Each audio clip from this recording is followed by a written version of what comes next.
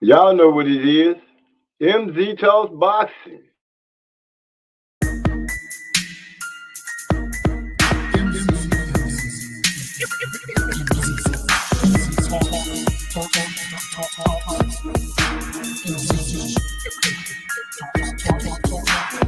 Let me make this abundantly clear.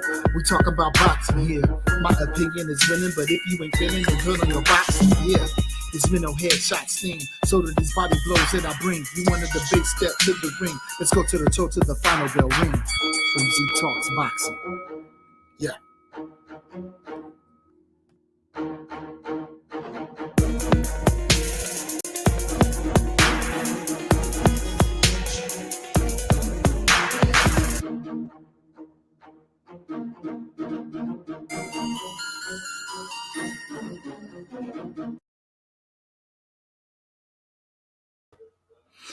Well.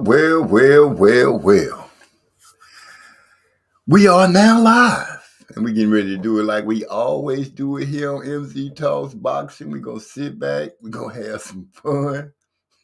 We're going to start the usual shenanigans that I like to start, and that's the Bud and Earl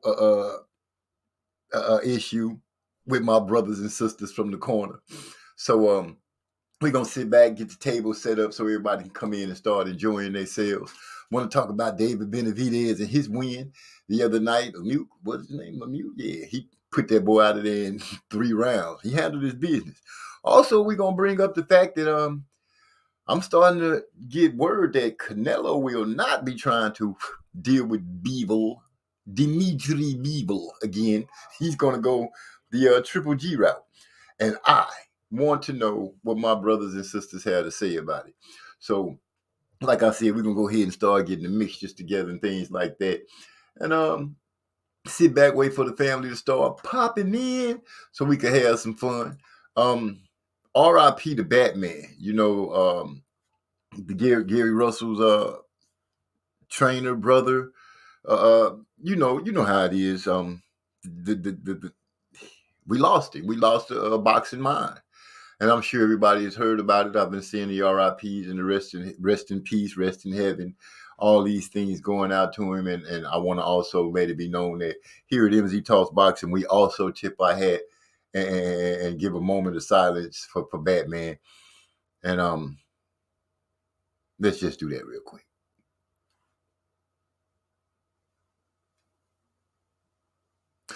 Now, we got some of the formalities out the way. We also want to touch on the simple reason and the fact that Devin Haney has had to travel to Australia without his trainer, his head trainer, his dad, his manager, whatever you know, every hat that Mr. Bill Haney wears, those duties will have to be relinquished to someone else as his son puts it down. You're right. What's up to Gil Coles? First person in the spot today. I got to say thank you to Gil Coles for coming through. And Gil Coles says Gary Russell's homie Batman passed. Yes, he did. His father passed too. You're right. His father did pass away as well. So they have lost 2 members of that family, of that unit, of that team. And I guess the only thing we can say is and expect we have to look back and just give them time to breathe and rest and regather themselves and hope God puts it on their heart where they can carry on and stay strong and fit.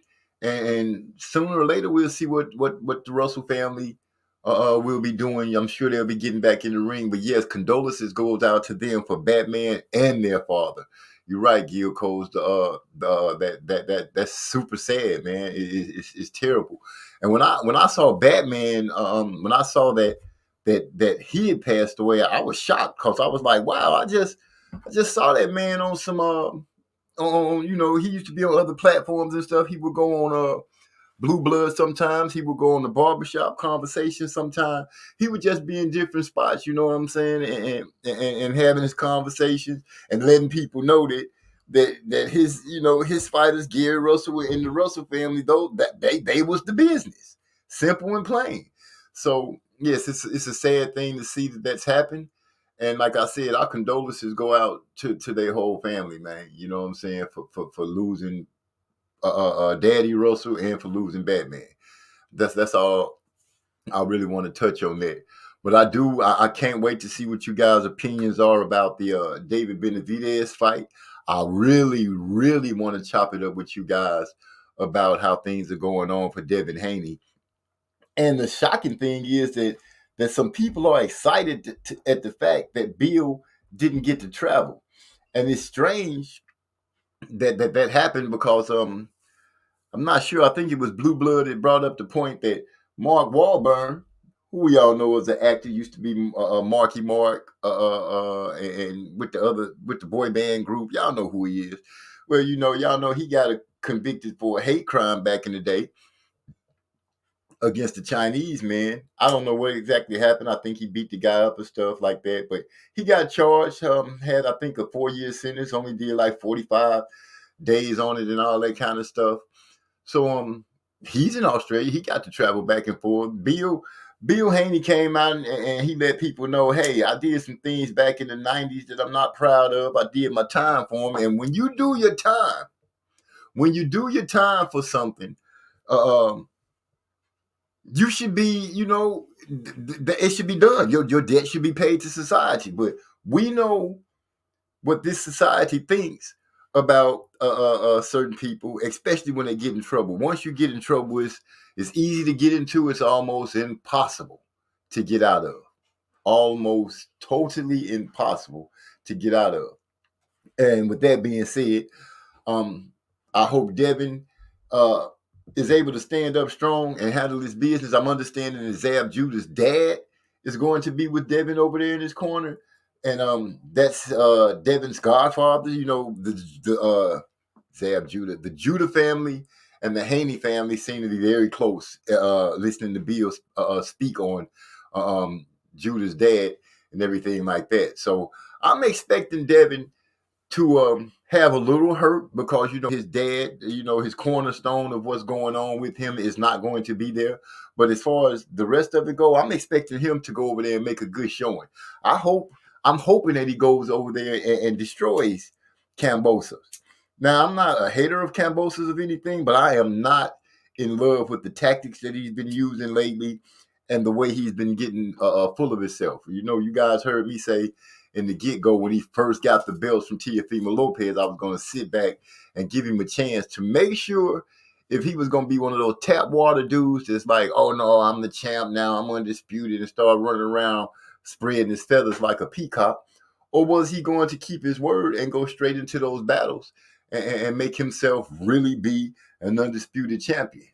Well, it took a minute to get here or get there, but he and Devin Haney are now about to face off over in Australia, even though Devin Haney had to jump through hoops, had to sign these lopsided contracts, join up with Bob Arum for a few fights. I think they got him for a 3-fight deal. And then to have him to have to come over to Australia and his dad not to be able to come, what I'm understanding, his visa hadn't been denied or accepted yet. And by that being the case, he's not allowed into the country. So I guess they're going to try to say, well, we didn't deny his visa or anything like that. So, it's all on the government, which to me, you guys know that stuff stinks to high heaven when it comes to this situation and this fight. Also, we got Tank and Rolly coming up, and there's a lot of people that's riding with Tank, a lot of people. And I tried to sit back, and you know how you had those feelings about maybe something could go wrong in the fight or not. I don't see it. I see Rolly has great confidence and everything like that. But we have to see what's going to happen.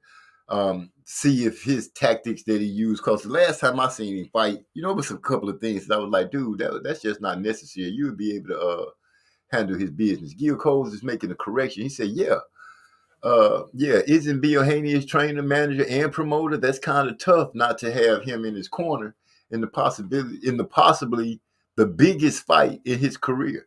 I agree with you 100%. I do believe this is his biggest fight in his career. And yes, he is his trainer. Well, one of his trainers. I believe he's the head trainer, and he delegates what needs to be done to guys that know that part of the business a little better than him. Yes, he is his manager and his promoter. So, and let's not forget the most important title that he carries is he's his dad. You know what I'm saying? That's his father. So I could only imagine if that was me and my son, how I would feel, or vice versa. If it was me and my dad, how I would feel. That could be a devastating thing. And this is one of those chances to show us if, Devin says he's built different. He's from a different piece of the cloth, So this would be his chance to show it.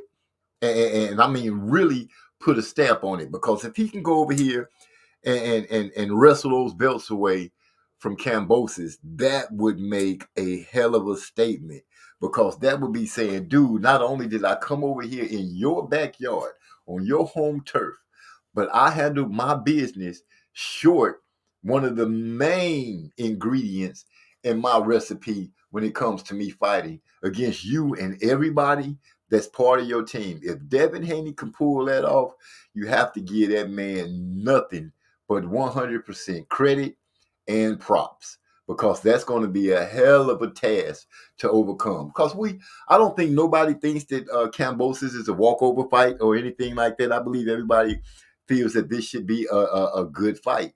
I don't think anybody is leaning to one person heavier or the other when it comes to it. So I dare I say that Haney and Kambosos could be a 50-50 fight. If I'm wrong, please let me know how you guys feel about it. But right now, that's the way I'm looking at it. I'm looking forward to seeing Devin go over there and unask that man off those belts, have Kambosos unask these belts, and let me go back home to America as the undisputed champion. Because if Devin beats him, or vice versa, all the belts at that weight class will be held by one person, even that old fake franchise belt that so many people complain about, I being one of them. I just don't see any need for it. The two guys that use it aren't even using it anymore. And that would have been Lomachenko, who I believe is over there where the fighting is going on, and Canelo, who isn't even in the weight class where the franchise belt was given to him to protect him from all the monsters. So with that being said, I'm going to sit back. I got me something rolled up. And I know I haven't been sharing too much music with you guys because, like I told y'all, I've been trying to get everything perfect and set up the way it needs to be. But today, I plan on going ahead and dropping a few things every once in a while, just so my brothers and sisters can get a feel of what's going on, and so we can get everybody rolled in and lined up. So with that being said, I think we'll drop a song called Hydro Blow and let our brothers and sisters start to fall into the congregation as we get a little deeper on the situation. Let me know in the chat if you can feel the music, if you hear it. I appreciate that. Here we go with Hydro Blow.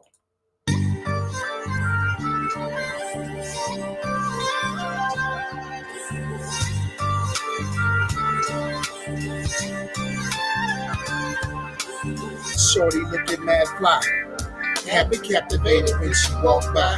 I'm serious, she had me feeling this tingle, son. Stimulated conversation after mingling. Honey was jingling, this stretch jeans looking clean.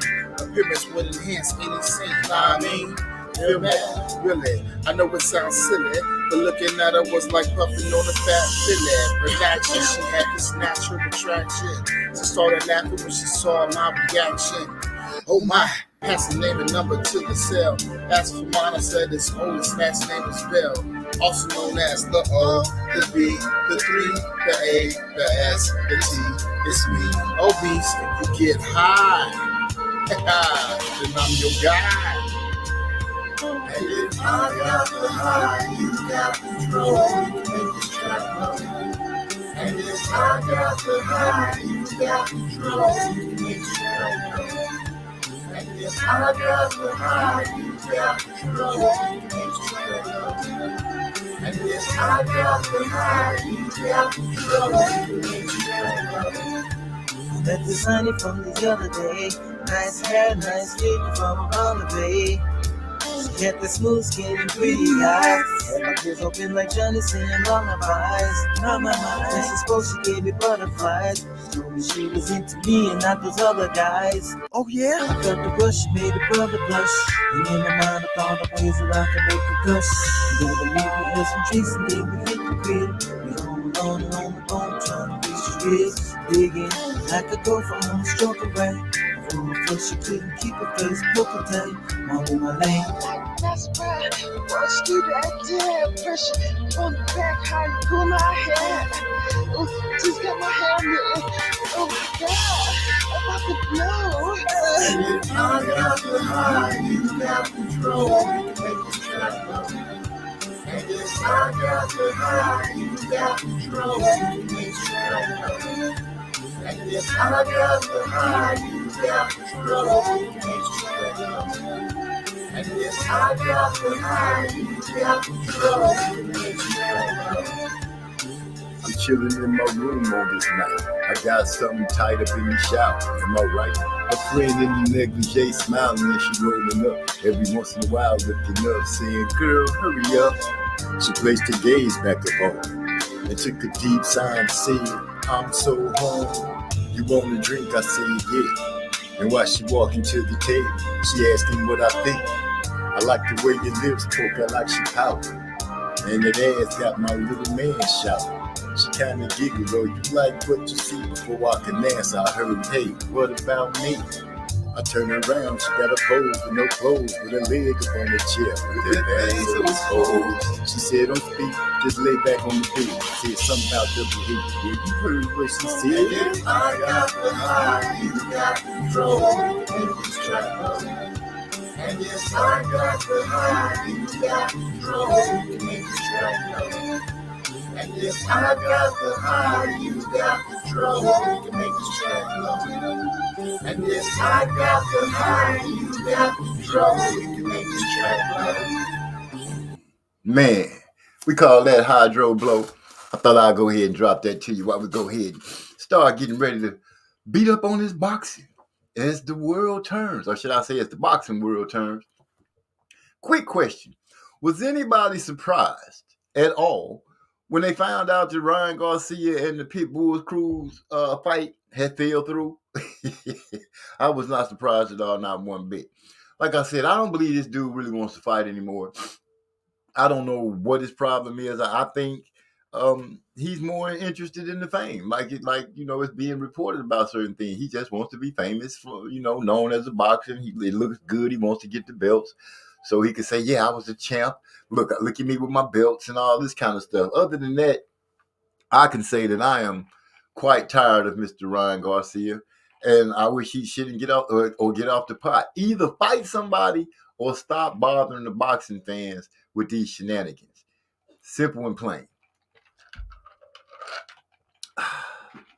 Got me a nice cup of tea. Got me a nice stick blowed up, a blunt. Let me go ahead and get that corrected because I know some people might need to hear me say pause because some people think a stick might be something else. Gil Coles chimes in. He says, and I quote, "Ryan faker than a $3 bill. God dang. A faker than a $3 bill." And that's fake as hell because, they don't even make $3 bills. So there you go. And I don't want to rag on the guy too hard. I know he's a youngster and everything. And maybe boxing, he looked at it as one avenue. And when people start saying you got talent and everything, because there is a such thing of people just being afraid to fail. He could be going through that. He could have one of those situations where he's like, I want to do this, but I don't want to end up getting knocked out or getting beat up by somebody and looking bad because that'll take his image will take a hit. And I think he should realize that in boxing, some guys take a hit. Sometimes it just happens. Maybe he's going through, as a lot of people like to say, maybe he's afraid to lose that O. And when it comes to making that statement, you never really hear boxers. You hear a lot of boxers say, "Oh, I'm not afraid to lose my O." But then when it comes down to it in certain situations, they dance around it so they don't have to fight somebody that could take their O. And most of the boxers that you do here say, "Oh man, I lost my O." Where you lost it? So, of course, you're not trying to hold on to it. Well, you think about it. You play basketball or checkers or chess or gin rummy or football, baseball, any sport that you get into, or anything that you compete in. You can't tell me you go in there thinking, oh, it's going to be okay to lose. I don't mind losing. No, you never go into a fight or any game thinking like that. So, yeah, to anybody that's anything, when you compete, you don't want to lose that oath. So let's stop telling that lie like that's just some noble thing to say, because it's not really quite that noble. It's just a lie.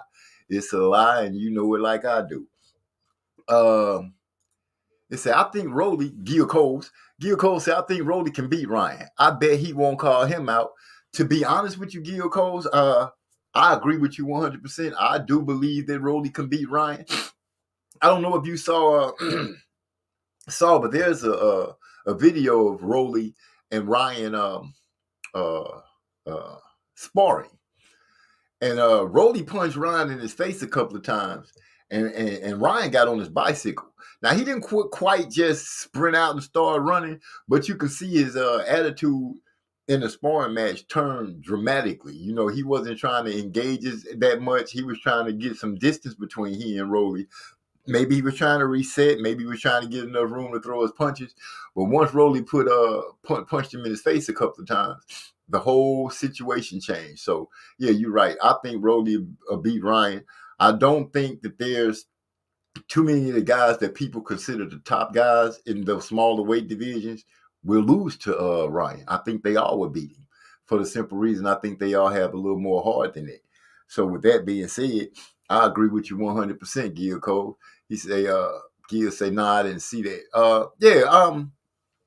If I can find it again, I'll get you a link for it. But he did, he did go out there, and they was by. I'm sure they was at the Mayweather gym. I'm not 100% sure because I don't really remember paying attention to the surroundings, because I was just amazed at the fact that once Ryan got punched in the face, how he did his chameleon thing and he changed colors and started trying to get the hell away from Rolly. Simple and plain. What's your take? If you have one, what do you think is going to happen with Tank and Rolly? Do you think Rolly has the recipe to be able to go out there and beat Tank? Do you believe? Are you buying it, or are you trashing it that Rolly is going to be the goods? Because I'm hearing, I'm seeing people say, oh, is Rolly too big for Tank at 135 because he's so buff and this and that? And I'm like, that motherfucker still got to weigh 135 pounds when they do the weigh-in. So I don't care how big his muscles is. When it comes to that day of weighing in, he better be at the right weight. Or I'm sure he'll be fine. You know how it goes. You too big, you get fined. Now, if he goes in too big on purpose in order to beat Tank, then what is that saying? That's saying to me that you ready, that you already conceded to Tank because you figure you got to be bigger than him in order to beat him. You're already bigger than him. So, we're going to see what happens. Gil Cole says, I think Tank going to get him out of there in 6 or 7. 6 or 7, honestly, from the pros and the people that I've been seeing speak about it and everything like that, they've been saying that the ones that you really would give credence to when they speak, they've been saying about 6. Anything after 6, Tank is going to most definitely win the fight, because they say Tank is a better boxer. Tank is just all around better. They say if Rolly stands a chance of winning, he better do it between 1 and 4. And this is the sentiments of the so-called boxers and all the pros, but we see how many times they got it right, because if they say Canelo, they gonna all jump on Canelo's boat and not even make him help pedal. They'll do all the pedaling and rowing and let him just point in a direction, and they'll be like, yes, King Canelo, we're going this direction. Well, let me tell you straight out the gate, the king has fallen. Bivol has shaken that boy up. And I'm hearing that the next fight for Canelo is going to be with Triple G. Don't know how much concrete evidence there is for that, but we'll be seeing in the next few months. I haven't run into too many Canelo fans. It seemed like they all just disappeared off the face of the earth. It used to be once upon a time you could turn on your own live stream, say a few things about another fighter, and here somebody comes screaming about Canelo. Maybe it's just me, but y'all remember days like that. Almost like when people say, what was the Pac-Man fans, the Pac-Tards or whatever. Well, you see how we don't hear from them anymore? And it's starting to be kind of quiet like that for Canelo and his fans. I'm sorry if you guys are hearing that lighter clicking in the background, but y'all know how I do. I keep it moving like I want to. Gil Cole say he might even get rid of Rolly in 4. Gil, how many people you hitting up and letting know that you got Tank in such numbers? I don't think you're probably gonna find too many people that's gonna go against you and bet against you, because I think pretty much everybody, and I do mean everybody, is rolling with Tank over Rolly. 100%. And my back is a little tight. I'm sorry I missed you guys last week. I know I didn't. I don't have enough subscribers to be able to just put out one of those bulletins to let you guys know, hey, I won't be having a live show. I would have had to make a video and do all that kind of stuff. But I was quite busy. You know, my little girl school is out, so I had to help her get out of college, and then I was working a new shift, so it threw everything off. Hopefully, I'll be able to get things back in order and start being on my regular time again. Simple as that. Where else was I going with this? I'm not going to even bring up. Wait a minute. We got Hyphy in the house. We got Hyphy in the house. He said, what's going on, my melanated kings? What's going on, Hyphy? Glad you could stop through. Appreciate it. Hyphy, I know you usually have some good questions and everything. So how you feel about the Benavidez fight? What do you think about Rolly and Tank coming up? Because, you know, they right around the corner. And, you know, we already said peace and gave our condolences to the Russell family, because they lost Papa Russell, and then they lost they friend Batman. You know, I've been seeing a lot of people speaking about that, you know, so not to try to follow the bandwagon or anything like that, but out of respect, you do want to say to the Russells, man, our hearts are feeling, because anytime you lose your father or brother or anybody in your family, that's going to bother you. But anyway, let's get on down to the dirt. First of all, y'all already know, no matter how this go tonight or tomorrow or any day, I'm still Team Spence over Team Crawford. I've been hearing that Crawford's been asking for a lot of money. I seen this little tweet on Twitter that said, I just want to be great. I don't really know what that means. You know, somebody might be sitting down thinking about what he could be meaning with that. I really don't care. I'm just excited and waiting for them to go ahead and call that fight so I can really step on the gas and start talking noise to everybody. Bill Haney still hasn't made it, at least to my knowledge as of right now, still hasn't been allowed to go to Australia. But time hasn't totally run out yet. They still got a little bit, you know, he's still got enough time to get down there. It's gonna be quite tight. But like I said, Judah's dad is with Haney, and Judah's dad is what they say, his godfather. So we'll see how that works out. I'm looking forward, like I said, I am looking forward to this being one of those chances for Devin to really shut up the critics. Hyphy is giving us some word. He said Benavidez was far from impressive. He beat on a guy that never belonged above 154, and he hasn't been relevant for years. Far from impressed. I can understand you with that. I can see he went out there and did exactly what he was supposed to do. Being out of the ring and not relevant for a long time is another thing to do. I guess you could say he was just pretty much putting the old cow that was old bull that was put out to pasture out of his misery. That's the only thing it seemed like to me. He tried to put up a good fight, but that only lasted for a few rounds that it did. And I believe the fight was over in 3. So Smart Money did the right thing and voted. Woo, there go a shot at Gil Cole. He say Texas niggas be running from South Florida. No. Stop right there. Ain't nobody from Texas running from nobody, man. Hold up now. Hold up. I'm representing Texas. And let me put the horn out for all my Texas riders. We don't run from nothing and nobody. These people down here, we some straight G's. We like it the way it is. You know how it go. We walk around, we roping it and rapping, steering them up and sending them down. We ain't trying to hit it at all. Ain't no running here in Texas. None at all. That's like saying Texas boys is running from Nebraska boys. That just ain't happening. Matter of fact, since Terrence Crawford brought up the fact that Earl Spence and the Charlos ain't from Texas, they from somewhere else. Well, let me put it like this. They are residents of Texas now. They are Texans. They have been here long enough. They are acclimated to this place. So however you put it, Texas T, the Bash Brothers, whatever you want to call them, we're going to handle our business come time for the fight.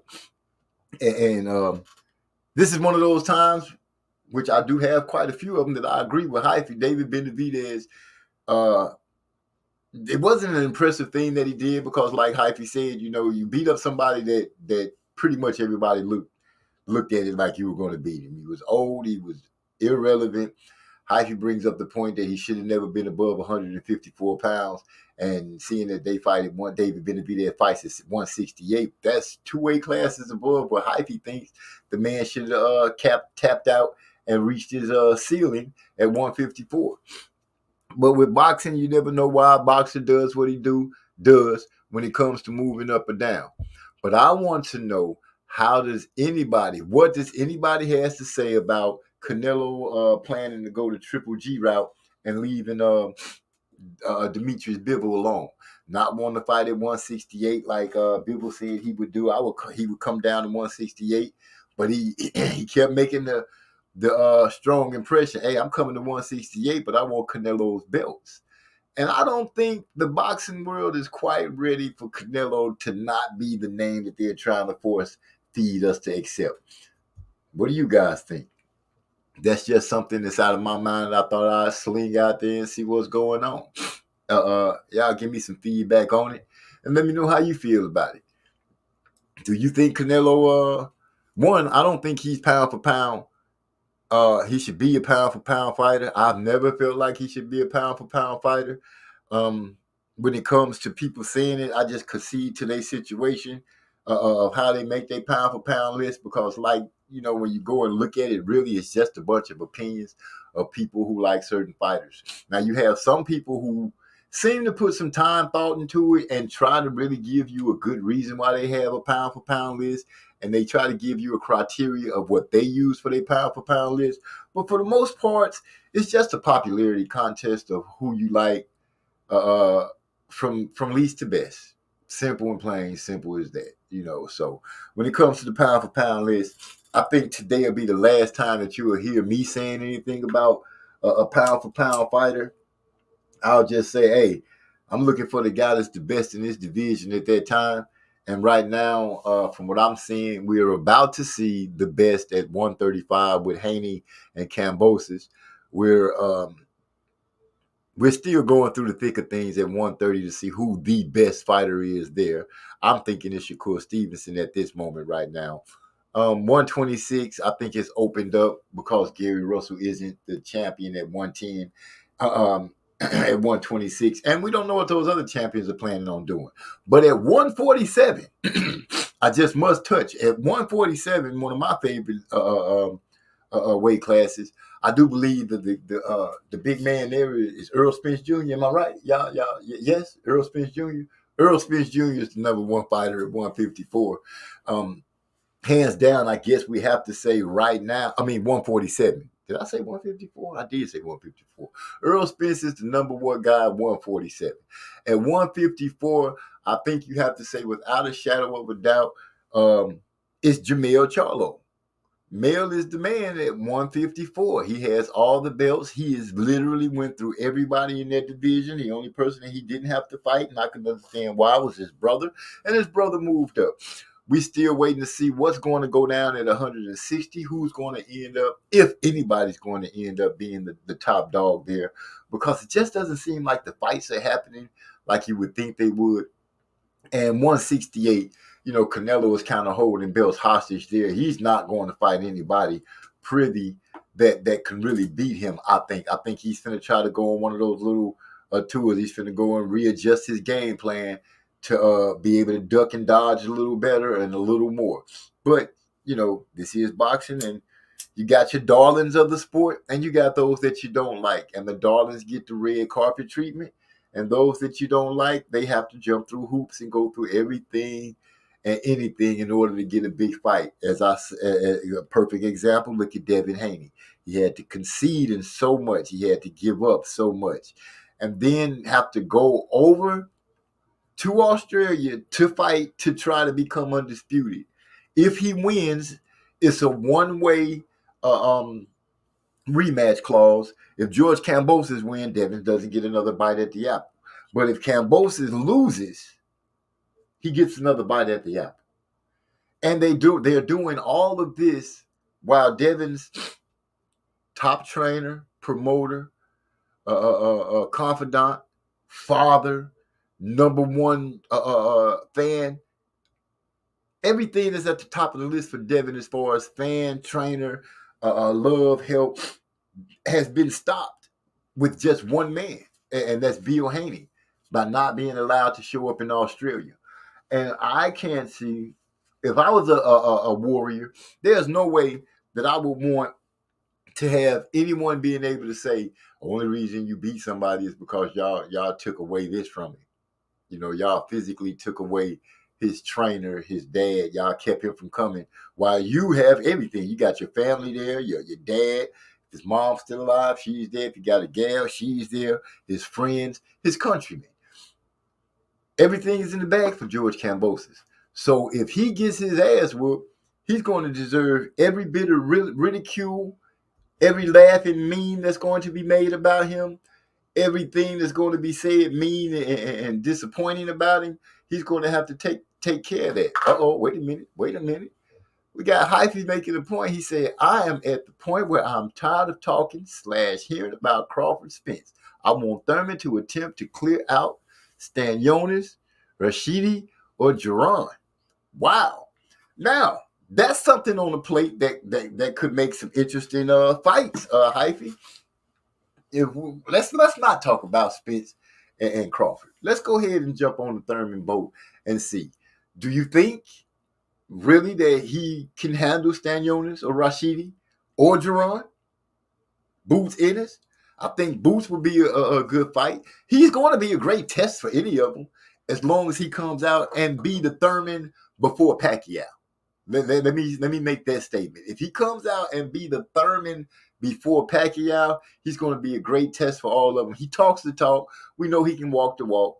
I won't take anything from him like that. I won't shoot him down or anything like that. And the only reason people are talking so bad about his how he's weak at the body is because hindsight is 20/20.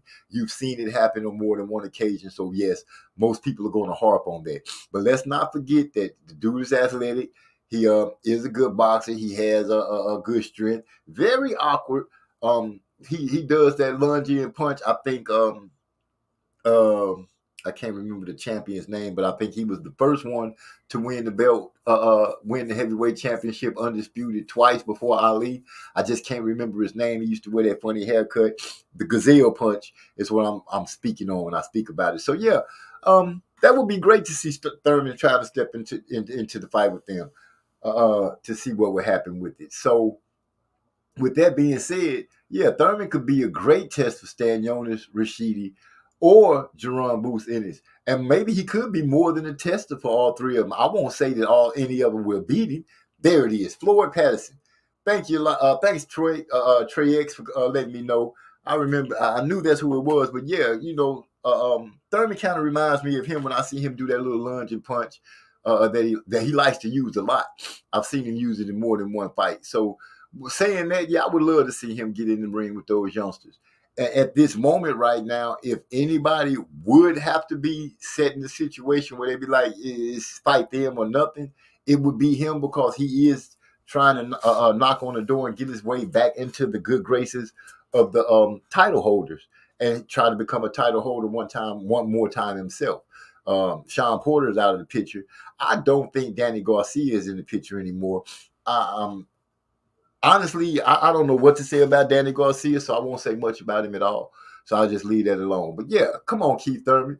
Bring us something out here. Let us see if one time still got it or if he can still handle his business and put these youngsters in their place and make them respect. Make them respect one more time. Make me respect one more time.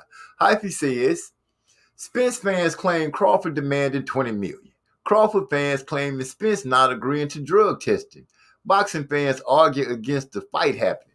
Well, we do know that Spence has been accused with this drug stuff again, and we also know that he's been in the clean program, and we've also heard that his tests have come back clean. So we know that that's bull. I don't know what to say if Crawford is demanding $20 million or how much he's demanding. I don't care really about what he's asking for. If they got it and he can be paid, then pay him. If they don't, then y'all come up with something else. But let's get the fight and make it happen. All that other stuff that they're talking about is just banter between fans because everybody wants to blame somebody. You know, it's your guy's fault that the fight's not happening. It's my guy's fault that the fight's not happening. That's just the way it's going to be until the fight happens. And then once somebody loses, I'm pretty sure they're going to be like, oh, if this hadn't happened, they wouldn't have won. Or if that hadn't happened, they would have won. So we just going to have to see. I don't keep messing with you about it, though, Hyphy, because I'll never get tired of talking about Spence. Now, I said that about Floyd Mayweather before, but now that Floyd doesn't box anymore, yeah, I can kind of get tired of him. He's really getting on my nerve. I'd rather him just go ahead and play the role of promoter and start teaching these guys and start trying to make some champions, because right now his talent picking isn't that great. That's just my opinion. Trey X says salute to the chat. Okay, we got Gil Cole said Keith beats Boots. Might turn into one time. Hey, he might. I don't know.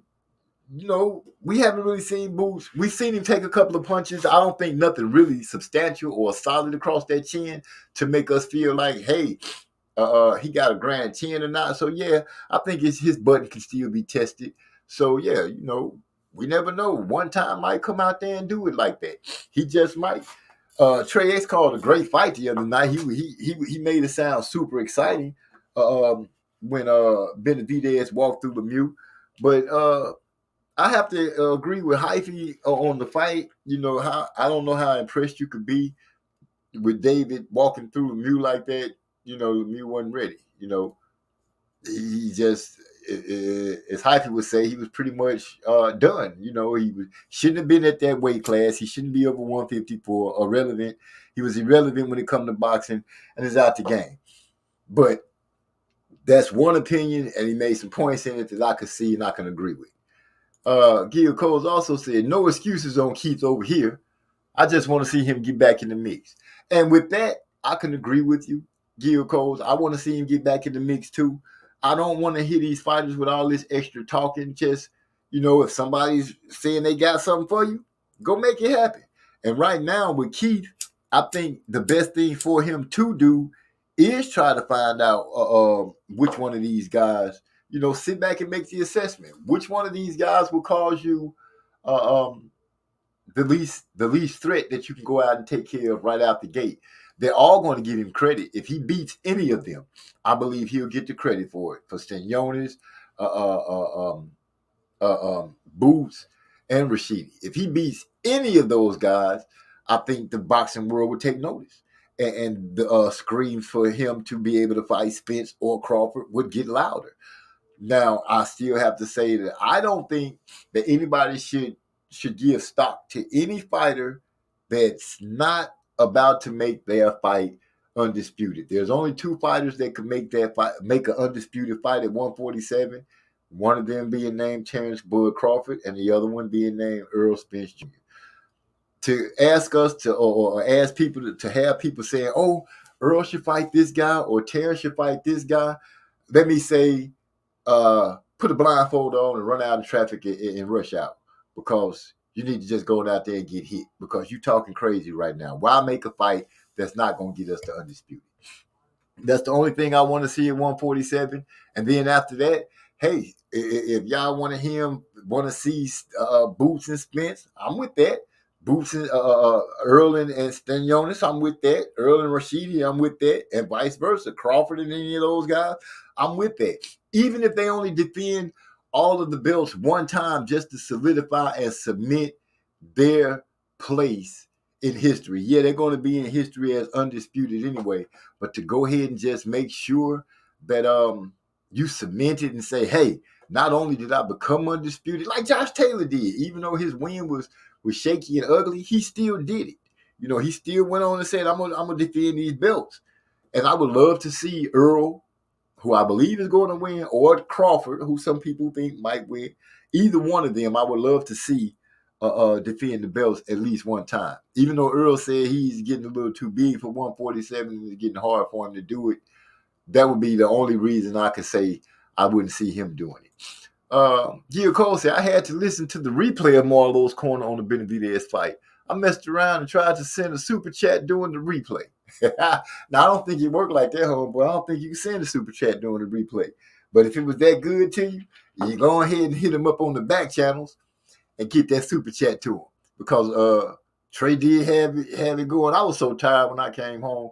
All I could do was just come in my little studio office, lay down on the floor, cut the computer on, and just listen. I was too weak, too tired to do anything else. But I enjoyed listening to that fight. Andre must face and beat Janibek in the defense of his middleweight WBO title, or else his career will be over. You think so, Hyphy? He is, how old is Andre? 33, 34, somewhere around there? I think he's just as close to the age of Terrence and the twins and Earl. I think they are hovering around in that little 30s segment. And it would be nice, like Trey X was saying the other day, you know, it was like 14 years before somebody else shined up on that level for the United States and made things happen. And we're not getting to see this dude fight a number one draft pick, and we're not getting to see any work done by it. Be it bad decisions by the promoter that's over him, be it bad decisions by of what he made before. And at first, back in the day when I first listened to it, I was like, I could see why the twins won't fight him. But now I'm like, okay, hasn't it been done enough? You guys have made plenty of money. Y'all are literally freezing out a man and stopping him from feeding himself. Stopping him from feeding his family and bettering himself like you guys want to better yourself. So yes, I would love to see Demetrius Andrade start getting fights and start getting some fights that are meaningful. I heard David Benavidez say that he would fight Demetrius Andrade, and he fooled me the first time, and I was like, oh, yeah, that would be a great fight. And the next thing you know, we don't hear anything else from it. So, yeah, that was kind of bullshit when it came down to David Benavidez talking that talk and not walking that walk. I don't know what happened, why the fight didn't take place, and why they didn't negotiate about it. But, yes, I would love to see Andrade fight because it doesn't make sense that this man is not getting fights. He's over there with Matchroom and Eddie Hearn. And Eddie Hearn, this should tell people something. Eddie Hearn has been guiding this man's career for some years now.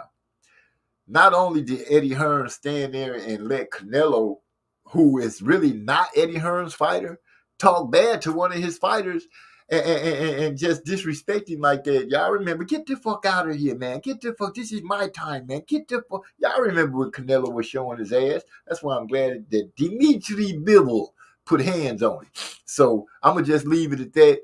We should be making some more noise for Boo Boo Andrade, which I'm not seeing him showing up at fights and talking crazy or calling people out. And I guess he probably just got tired of doing it. But Bernard Hopkins did tell him, say, man, you want these fights, you got to start. You just got to be relentless. You just got to be relentless. Pull a Shannon Briggs like Shannon Briggs did to the Klitschko boy. Went out there and caught him while it was, I don't know what you call it when you sitting on that little surfboard thing and just paddling. Shot by him on his on his little motorboat, made him fall all into the water. He just kept aggravating him and calling him out and showing up at different events and calling him weak. Let's go, champ. Let's go. That's the kind of attitude right now I think Demetrius Boo Boo Andrade needs to attach himself to. And he needs to just start heckling these other champions and getting on their nerves and calling them out. Call them some punks. Call them soft. Call them weak. Call them whatever you need to call them to get their ass in the ring so you can start shining. Because right now, Hyphy, you made a good point. If he doesn't start getting fights, we're going to end up missing out on a great talent.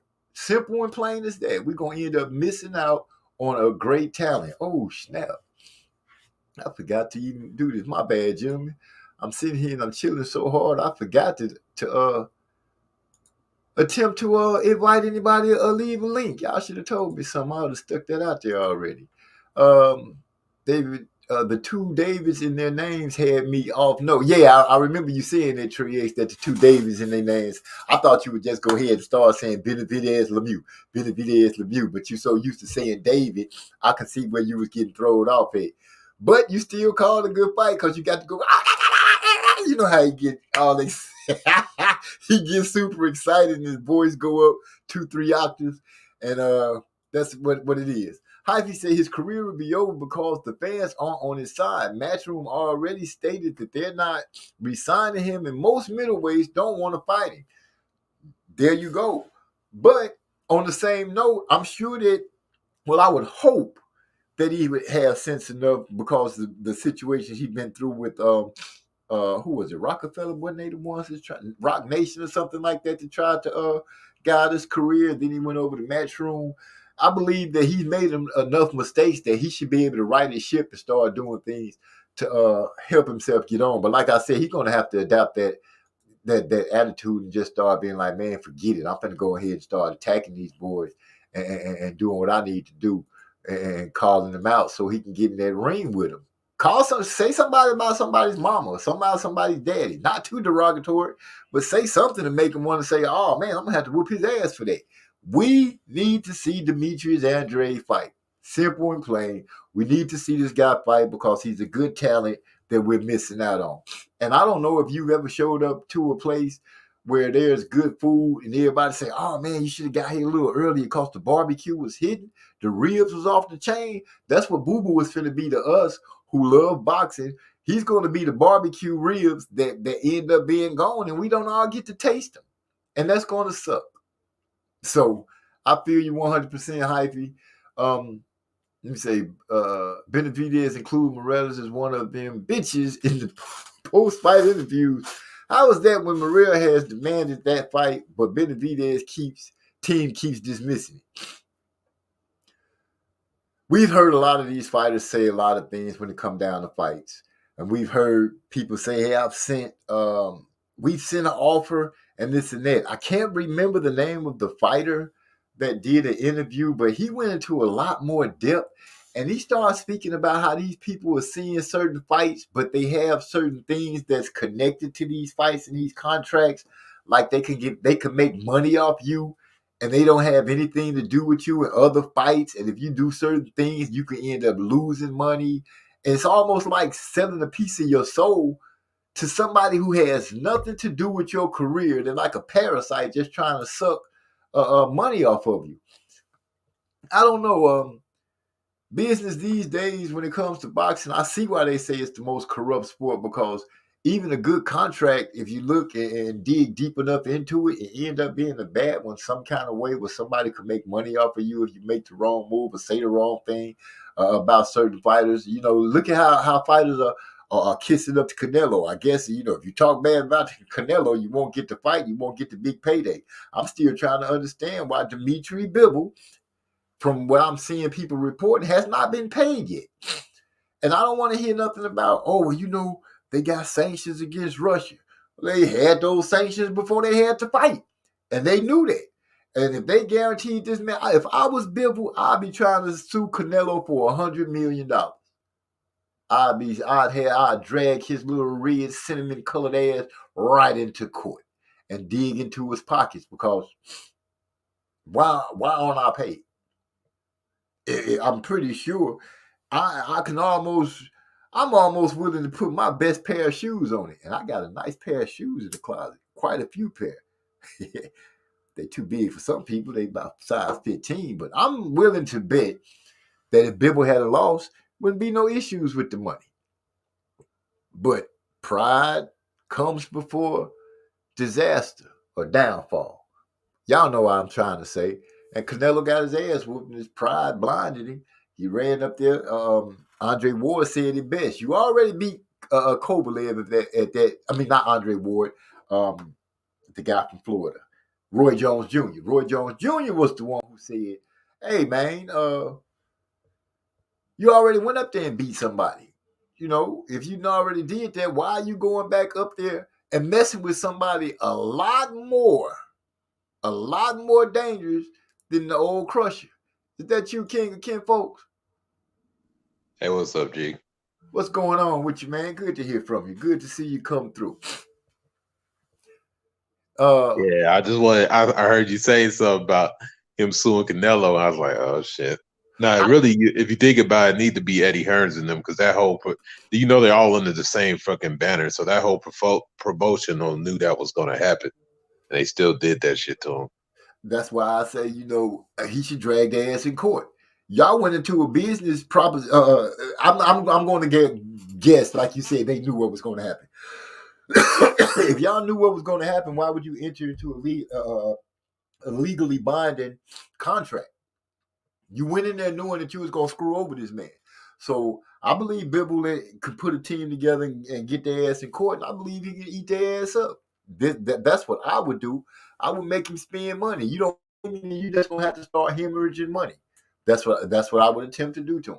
Because I don't see why I have to go out here and beat you up. Now I got to sit around and wait for you to decide when you want to pay me. And I'm hearing you already talking about fighting Triple G. So I guess Bivol beat the Bivol up out of Canelo, because if Canelo go Triple G, what will the fans say? What will the experts say? Will they give us that he did the right thing because Bivol was just too big? Well, Kovalev was the same size as Bivol. Wasn't Rocky Fielding a light heavyweight? Rocky Fielding? I can't lie to you until I thought he was just. I think he is, because the reason Rocky Fielding was even on the map is because he fought the dude that Canelo fought. I cannot think it was. Canelo didn't have more than 2 fights at 175. Let me look real quick before I start saying shit. Hold on. Yeah, I don't want you to come on here and say the wrong thing, because didn't you lose a fight like that?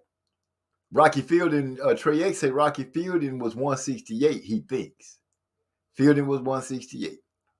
Social Scientist even chimes in and says Fielding was 168. So I don't think you got to look that hard for it. Either way, do you guys agree? If you were able to be in Bivol's ear, would you have him to try to sue Canelo, or would you have him sitting back just waiting, being patient? Now, this is one of those times that being a patient, kind, soft person could hurt you. I think I would say, honestly, I would be in his ear saying, man, sue him, get your money, sue him. Don't sit around and wait for him, man. Run on that boy ass and get your paper. Simple as that. Go get your paper. Do not let Canelo and his fans just, because it's just going to be, it'll be so long before they jump up and try to say, Bivol don't deserve to be paid because he didn't really beat Canelo. We got some idiots that'll do that. And I, for one, don't want to hear that nonsense. Pay that man so he can go ahead and keep on doing what he's doing, because he beat the greatness out of you right there. I don't think you should even be allowed to go back to 175 unless you plan on staying at 175 for the rest of your career.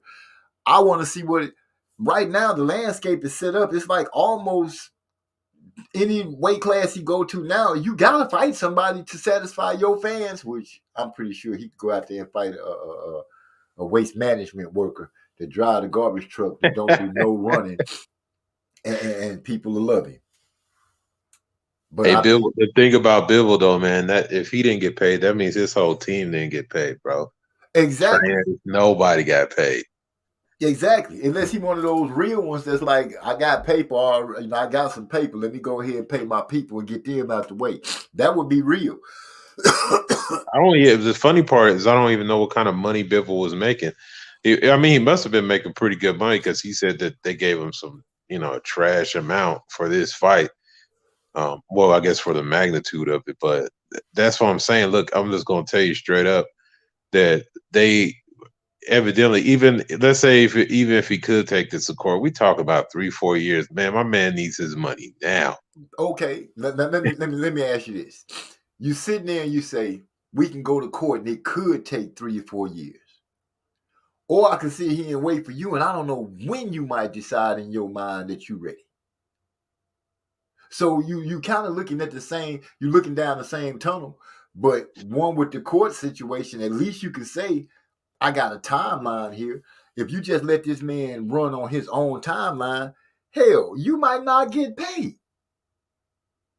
Yeah, but it's a difficult situation, man, because I don't know where the zone, what kind of ties they have, because I was reading about a lot of these companies and some of the shenanigans, I mean, some of the nonsense they be pulling. I was listening to Tank and about Aesop Cruz and his management group, and like, dude, I'm just saying, like, I don't know, man. I don't know I don't know what kind of funny business they got going on over there. So, yeah, like you say, he could go to court. Hopefully, he could do that. But at the same time, if he's under contract, I mean, they could sit his ass on the shelf. I mean, it's all bad. Like, it's just, I guess they didn't expect them to kill their cash cow. But any dummy, if you paid attention to what Trey X and they break down Trey X and Marlo, how they've been talking about, like, I'm telling you, organizationally, like, your matchmakers foresee this coming. Like, you talk about a certain style that you try to have Canelo avoid, and Bivol's about as close. Bivol got the style, and he's big on top of that. Bivol And Bivol fooled was him. like, what was you thinking? He fooled him.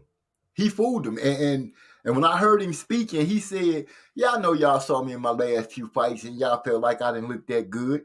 But he could let the words come out of his mouth. He said, I wasn't interested in those fights. I just went out there and went through the motions of those fights. I knew I was going to win those fights. So that gives you, that paints the picture right there. Okay, I've let y'all see me fight twice. And he said, I know y'all wasn't impressed, but I handled my business. But now y'all put me in front of the so-called best fighter in the world. Mister, I'm moving up and down in weight classes. I'm whooping everybody. Y'all haven't really seen him use his footwork like that, because even though I said, hey, he uses his footwork, I said, I'm hoping that he can do it the whole fight, because even the fights that I watched him in, and then I watched him fighting Canelo, the way he darted in and out, the way he was so smooth with his feet through the whole fight, he showed me a different dance. So he fooled the crap out of everybody, especially them. Well, I want to keep it a buck, man, because to be honest, that was kind of my concern when I would watch him. He's always fought like that, but I think the bigger dudes, were at, I just think you could. I think Canelo was too goddamn. He tried to do too much. He got done like a short dude supposed to get done. The weight to me don't mean nothing. It was just you got a boxer that used his length and outboxed him like he was supposed to. So yeah, I think it was Trey that spoke on that situation. He was like, damn, now I'm catching his disease. I done lost my train of thought. Gorilla Glue disease. Yeah, man, I done lost my. It was, God dang, it's gonna come to me. It's gonna come to me. But it's not the way. It was something about the way they fought. The good big man, good little man. It's just the fact, like you said, Bivol just outboxed him. That was my only concern. Even though I picked Bivol, my only concern was, will he be able to? Will his defense stand up, and will he continue to use the ring the whole fight? That was my main thing. But I had confidence that he would do it. Simple as that. Yeah, it was an excellent fight, but Bivol, I can understand what he's talking about. I kind of think that's why a lot of these fighters be looking bad, like Charlo, the big Charlo. I think the reason he kind of looking shitty is like the opponents they're not good. There's a difference when you training and you think there's a chance you may lose. You're gonna train, your energy gonna be completely different than you just, where they find this guy. You know what I mean? And it's like, so you go into the fight and you go through the motions, and that's how upsets happen. Whereas it's like, you take little Charlo, he ain't really look bad in those fights because he got constant top level competition coming in fight after fight. Right. So he gotta stay 100% ready, because at any moment he looking at like, this dude could beat me. And exactly. I got to be ready for that. And I can feel you on that. That makes a lot of sense, because, I played basketball in school and college. It was some teams that I got up for, and it was some teams I'm like, man, we finna walk these boys. And when you finna walk somebody, you don't practice as hard. You don't do, certain things you might slack on. And that could have played a big role in it. Hey, For Bivol. let me give you a great example that I know that you would know of. It's like UNLV going for that second national championship, and they Yes. played Duke. When they saw Duke again, they're like, "Oh, easy work." Right. And that's what they got beat. And went out there and got tore up because they looked at it like, oh, we beat them already. And I've been in a situation like that. My senior year in high school, we went up against this school named Madison, and Madison used to always beat that school before I got there. And we beat Madison that first game. So when it came time to play them the second time, we were like, oh man, we finna handle our business. And we mistook their ass. They went out there, drug our ass up and down the court all night. It was nothing we could do about it. Wait a minute. Exactly. So and something else that was a telltale of that fight. Canelo showed us, as much as he's been saying, and Trey X said that he tailored his fighting style. And when they lost to Floyd, they tailored up and changed a few things. But one thing that I do know about that I've seen with Canelo, and Bivol really made it a glaring opportunity, a glaring situation for people to see. I don't give a damn what Canelo does in the gym, how he tweaks it. Whatever plan that he stuck with it. Did you notice he had no answer? He had no change of game plan. His whole thing through that whole fight was to throw the hardest punches and keep trying to get at Bivol. Not trying to get at him through a jab or anything like that. He just followed him around and tried to outpunch him. Couldn't keep up with him. He got beat up. And if he doesn't change that, I hope all these other athletic fighters and gifted fighters that think they gifted, I hope they paying attention to that. Even the ones that's not gifted, but got good enough footwork and good enough defense, they've seen what it takes to frustrate Canelo and beat him. Well, you're absolutely right there, man.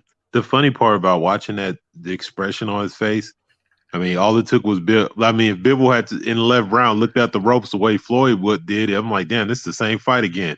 Because Exactly. it's the same crap he pulled on Floyd. He kind of just, like you said, his first game plan didn't work. He didn't know what to do. He got frustrated and kind of lays on the rope and trying to draw. He did the same thing with Floyd. It don't like it's stupid. It was stupid, man. It was just like, what? Like, do you have that? Like, where's the adjustments? Why is your corner saying, okay, look, he's moving this way. We need you to do this. Or instead, he just trying to throw haymakers. It looked very amateurish, to be honest. He was just swinging. It's like, didn't you just see your boy Valdez last week? And he actually had a better performance than what you're doing. Yeah, because Canelo stunk up the place. Yep. He really did. He stunk up the place.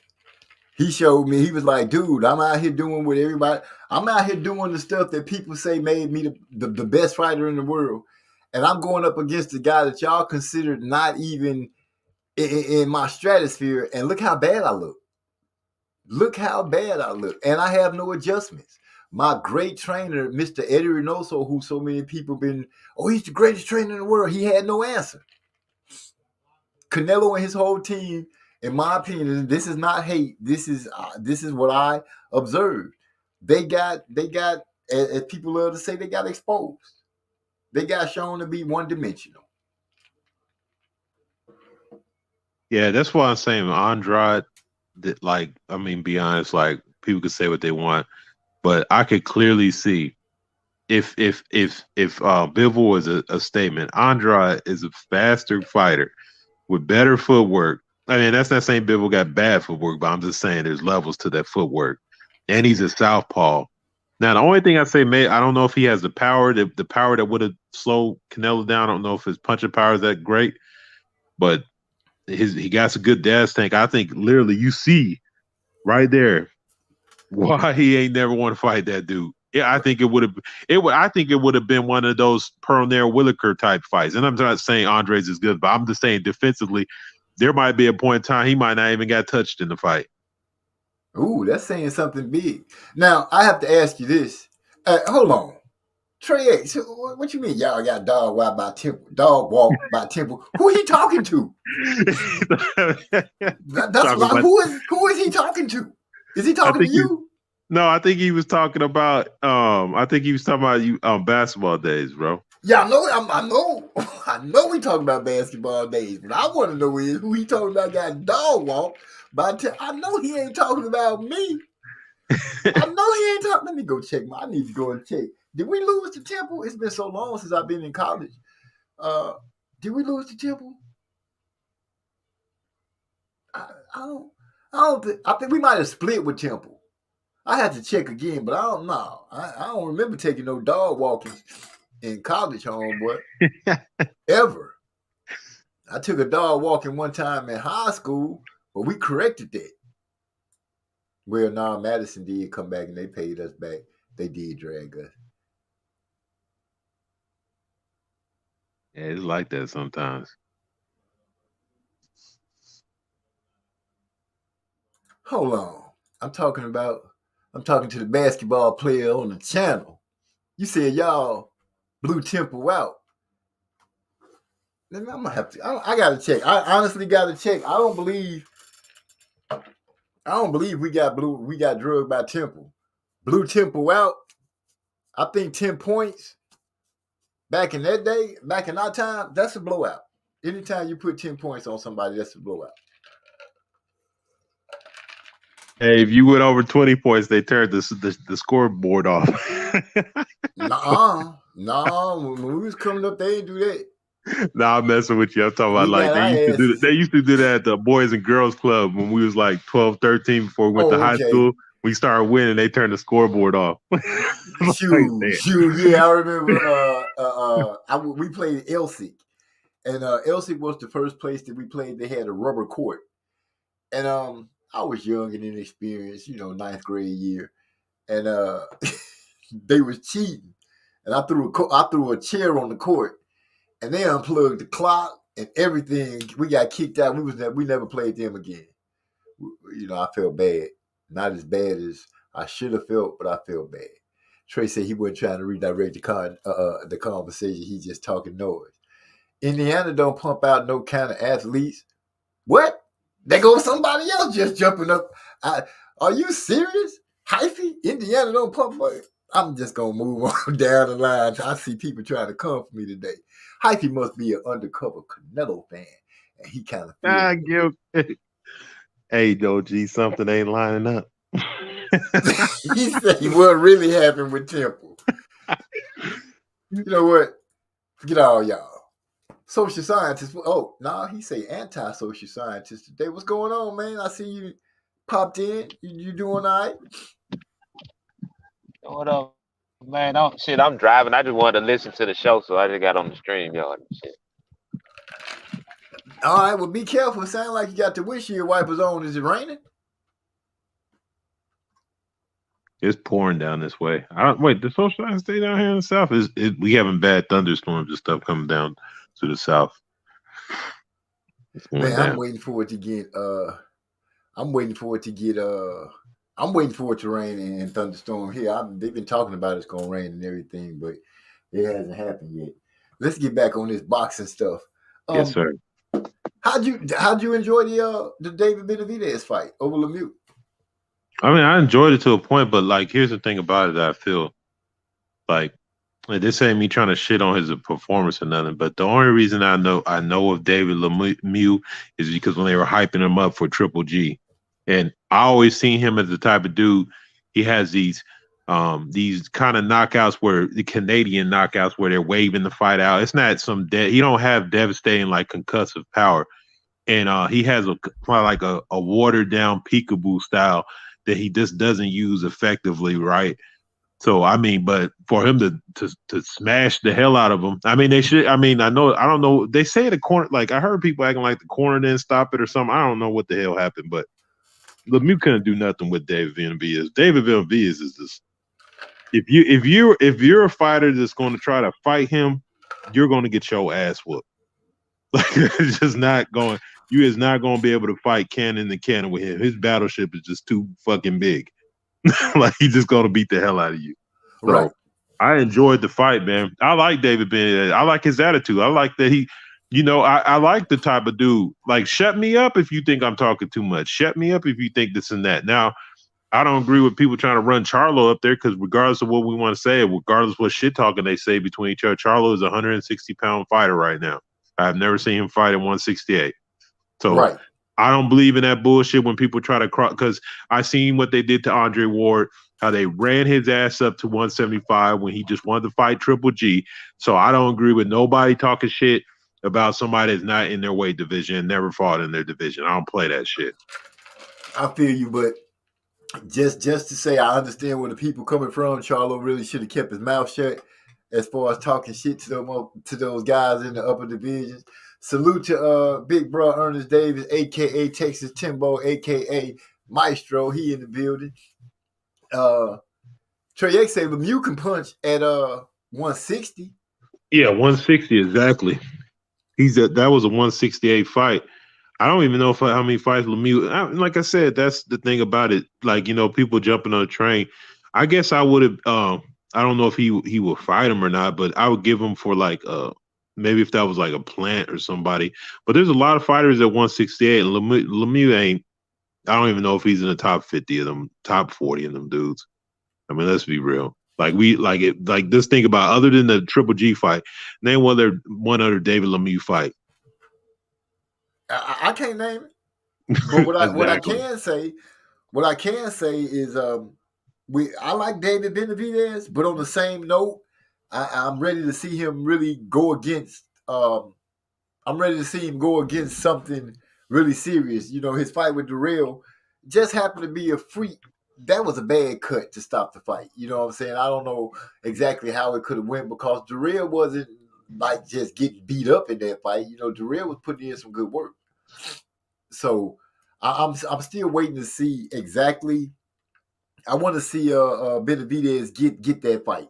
You know, like I said, Canelo is in one of those limbo places unless they just gonna let him keep starting to pick any kind of weak opponent. But he got drama now. You know what I'm saying?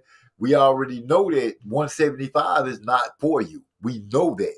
So you got 168 and 160. We know you're not going to 140. 154, and the chances you going to 160 is real slim. So you probably finna hover at 168 mainly. So you got you got some fights there. You know what I'm saying? You got some fights there.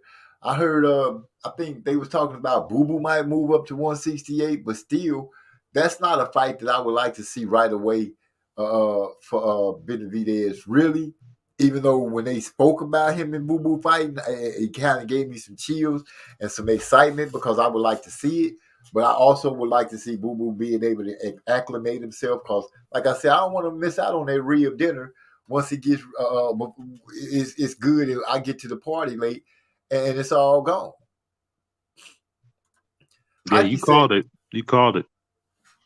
Hyphy says Morrell is the only fighter that can stand in the pocket or inside and whoop Benavidez.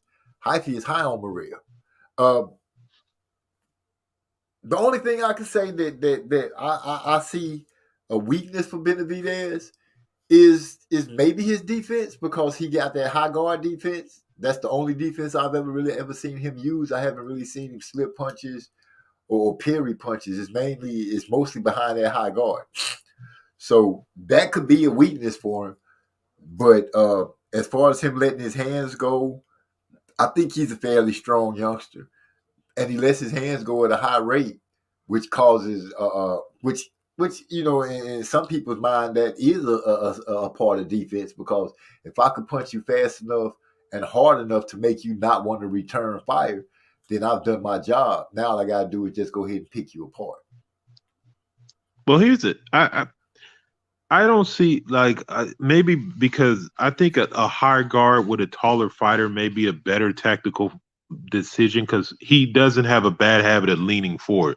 If you notice when he throws his punches, they're all long. Like he can hit your body and not even barely lean forward. Like he strategically can throw punches without giving his height up.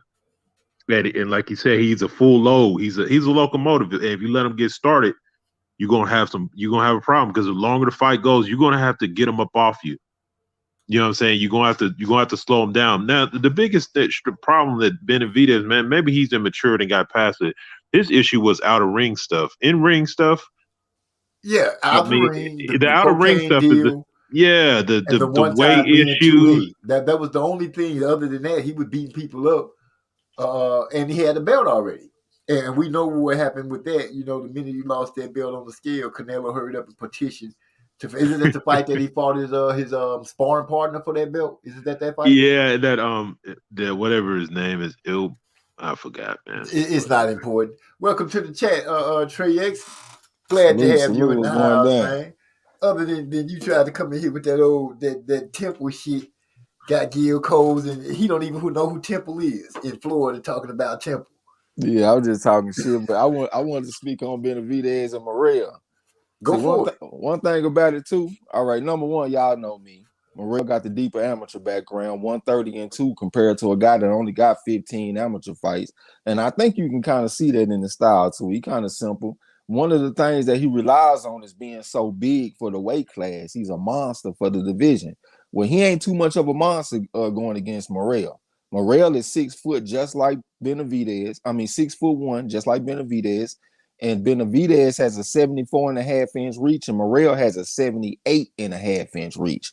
He got some of the longest arms, sub heavyweight, maybe sub cruiserweight. Maybe it's some cruiserweights with some long arms, but definitely at 168, I ain't seen nobody with no arms long as he is here recently, especially. You know what I'm saying?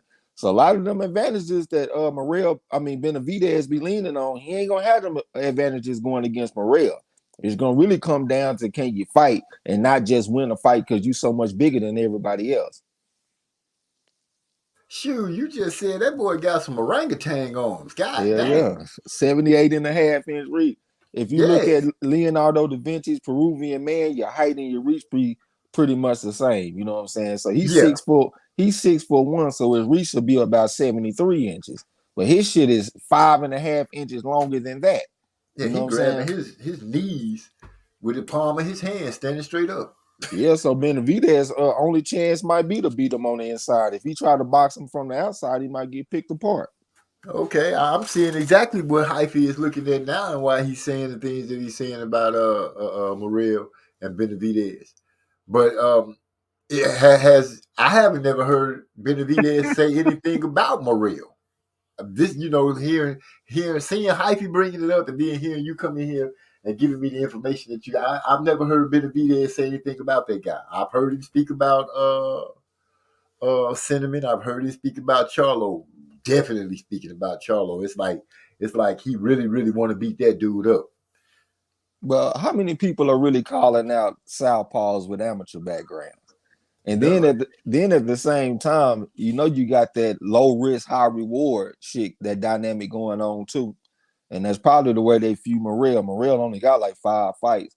So like, how much credit are you going to get for beating him? To hardcore fans like us, you'll get a lot of credit. But for the average motherfucker, you might not. So that'll make them pump their brakes on whether they want to fight him or not. Yeah, that low risk, that high risk, low reward talk is basically means I don't think I can beat him. Like that, just like whenever people say that, it just means I don't think I can beat him. So Morrell, that's a man for Benavidez. I'm just gonna say, and like I said, I've only seen Morrell's 4 or 5 fights. That's a nightmare matchup for him. That's the one fight that. But here's the thing about Benavidez I can say about it, because I haven't seen no softness into it. I don't think he'll shy away from that fight. I think he'll still fight that dude. I don't think Benavidez is worried about fighting anybody in the division. I think win, lose, or draw. He's the type of dude he can lose 2 or 3 times and still be a factor. That's the part. That's 168 is slowly. If you look at the top, especially if the 160 pounders move into the division, you're literally talking about like maybe the second best division next to 154 right now. If all those dudes come into that 160, it's a lot of smoke in here. That's why Canelo. That's why I'm like, he's probably in limbo. He's like, damn, if I run back to 168, there's a lot of killers in that division waiting. That's what I was saying. The more he kept moving up, I'm like, they started chasing him, but they started topping out. So pretty soon it's gonna be like, where do you go? We know you're not gonna make it at 175. Let's just keep it real. You're not gonna do that. So you're gonna have to deal with that 168 situation or that 160, and you already saying it's hard for you to make 160. That's all I'm saying. My bad. Nah, he'll make a new division. It'll be called 170. I'll say 169. Yeah, 169. Some bullshit like that. Wow, that would just be terrible. Hyphy said once Benavidez stopped having size advantages in fights, he's going to be another Chavez Jr. I wouldn't say that. Nah, man, I'll put that pink shorts on him. Chavez Jr. is like he just I don't know. I don't even know how proud his daddy was of him. Cause But hold on, why not compare them though? Both of them have showed some signs of being undisciplined. Benavidez done popped dirty for cocaine. He done lost his belt on the scales before too, right? Yeah. So he done showed some signs of not being disciplined and shit. Both of them had a lot of their success based on their size. That was the same thing with Chavez Jr. What weight class was Chavez Jr. when he was being tough before he had got in there with Sergio Martinez? Was that 160? Yeah, it was 160. He was a monster at 160. Both of them ain't got a bunch of amateur fights. Ain't now one of them got a deep amateur background. I can very much see that shit happening because, like I said, Benavidez, a lot of his success comes off his size. And once he start getting in there with people that's the same size as him, because let me tell y'all something about Benavidez. He spent a lot of time calling out 160 pounders. But you do know there is a division above that, right? Why ain't you been calling out all the 175 pounders? Why you ain't calling out Beterbiev and all them motherfuckers the way you called out the 160 pounders? Because you won't have the same advantage going against them as you would against the 160 pounders. We ain't stupid. So I think that's a pretty good goddamn comparison what Hyphy just made. Okay. Yeah, okay. I see it. I see it to the stand. I guess my main thing is this, and I mean the attitude. Yeah, that's my thing about the attitude. I think Chavez Jr., even when he would talk after, I don't think he really ever. I think he did fighting because that was what was going on. I think Benavidez likes fighting. I think he's a boxer. He wants to. That's what he wants to do. But you did make that's a hell of a point. All those characteristics, even with the proper attitude and the proper hunger, all the unprofessionalism is not similar. It's damn near the same. And let me say this: we didn't have problems out of Chavez until he started losing. Let's see what happens with Benavidez when he lose a couple of fights. He undefeated right now, so he's shining and glimmering and shit, shimmering in the lights when you look at him. Let's see how he handles himself after he get his ass whooped a few times. Okay, yeah, that's an honest opinion because I did speak on that earlier about fighters and they're so-called old that they don't want to let go. And I'm like, let's be real. Anybody that plays anything at any time, you never go out there and say it's going to be okay to lose. You never want to do. You never do that. So anybody saying that, this is just my opinion. Anybody that be saying, "Oh, fighters shouldn't be scared to let their go," are not a true competitor. Because anybody that competes, unless you just soft, you don't want to lose. And if you starting off with an O in your loss section, you don't want to lose that. And the only ones that I hear really speak on it and be like, "Oh man, if you lose your O, it's okay," are the ones that have actually lost it. Yeah, but that's still a modern construct, though, that you gotta have this O and shit. Hell, so I guess if a fight like that, if you look at that, you would think that Sugar Ray Robinson is a greater fighter than Muhammad Ali. No. I guess Floyd Mayweather greater than Ali or greater than Sugar Ray Robinson is what I was trying to say. Oh no! See, what I'm just getting at is I understand why they say it and how they use it, but I'm just saying, let's be real. Nobody goes out there and be like, I want to lose. Nobody. Whether it be checkers, pinocchles, chess, boxing, basketball, you're not going to step into the arena wanting or willing to accept a loss. Yeah, but see this. All right, give me a minute real quick because this is the way I look at shit. I break down people in two categories. You got winners and you got losers. In my opinion, winners win even when they lose. And losers lose even when they win. And let me explain it to you. Like, let's say you got a winner and he lose. He might learn something from it. Come back even better than he was before he lost. So he might not go in thinking like, man, He might not go in thinking I want to lose, but he understands that if I do lose, at least let me gain something from it. You will have some losers, they lose even when they win. I'm this type of person. I will go in there and I will compete at something and do very well. But instead of going home and feeling good about my win, I think about all the mistakes that I made. Oh, I messed up right here. I could have did better right here. I could have did this. I could have did that. And I fucking won. But I'm going home beating myself up because I wasn't perfect. So anytime you go against perfection, you're going to be a loser every single time. You know what I'm saying? Oh yeah, I feel you 100%. But what you just said is the thing that I believe most competitors carry in them. The ones that really truly grade themselves. I never played a basketball game and felt like I could do the same thing over and over. I always wanted to get better. That's just how it was. Win or lose. If you won, I wanted to beat you even better the next time if we came across each other again. So but when you win, you shouldn't have to go to bed staying up all night because you're thinking about your mistakes and dwelling on that shit. If you win, you should be able to enjoy your win. And that's why I say so. Why you can't enjoy your win? You enjoyed it after you won. You was happy and you celebrated like everybody. Then once you got to the crib, you realized, hey, I got work to do because I wanna stay on top. I don't want to lose to you. Some people are like that. I'm not like that. Immediately after the game, I'm thinking about what I could have done better. I beat you by 20, but I should have beat you by 50. Just like Roberto Duran, after he beat this motherfucker, I can't remember who he was fighting, but they said he had a pretty good out there tonight. He said shit they told Roberto Duran, they said, your opponent went to the hospital tonight. And he said if I was in better shape, his ass would have went to the morgue. You know what I'm saying? Yeah, man, that's how I am, bro. I hate fucking losing with a passion, bro.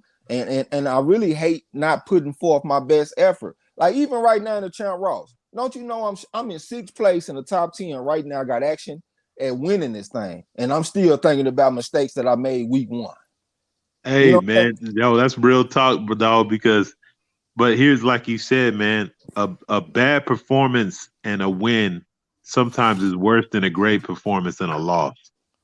And that's kind of like where the mindset is like, oh, I seen what's they talk about top 10. I think I'm number 11, man. I had one bad week that I ain't going to say why I feel like I had that bad week, but whatever. I'm going to be right back in it again, bro.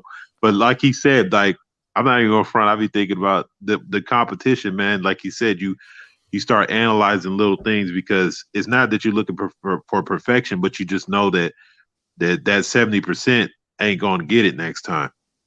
So you try to figure it out. Tell you, when the week that Tim Zoo went out there and beat Terrell Gausha, I got first place in the Champ Ross that week. What you think I was thinking about? I was thinking about the fact that I fucked up taking Gausha over Tim Zoo. Even though I got first place for the week, I was still thinking about that pick because I could have got 10 more points on their ass. You know what I'm saying? Hey, man, I thought it'd be feeling like that. Like, literally, we have 10 fights, and I picked 9 of them right, but I'd be salty about the one that I missed because I was like, yo, I could have, like, really, and then I was like, yo, this is the one that I knew. Like, I'm like, man, that motherfucker, I was tripping off that Katie Taylor week. I was pissed about that shit. One fight, there was 15 fights. I picked 14 right, and then motherfucker get one wrong. Be pissed. Hey, let me tell you something. I'm gonna just say this one thing, OG, and I'm gonna quit hogging the microphone. Just one thing. You good. On the Champ Ross, they got lucky this past week. I had 2 picks that should have went my way. They didn't go my way. The damn Pascal fight in Mong Fong Long, and the goddamn Robbie Davies fight.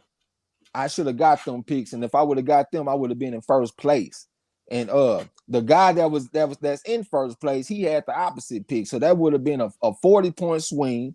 Give me the 10 points on the bonus for being first. That's a 50-point swing, and I will be behind this man by 8 points, man. So boxing with that damn what's that word when they don't be doing right in boxing?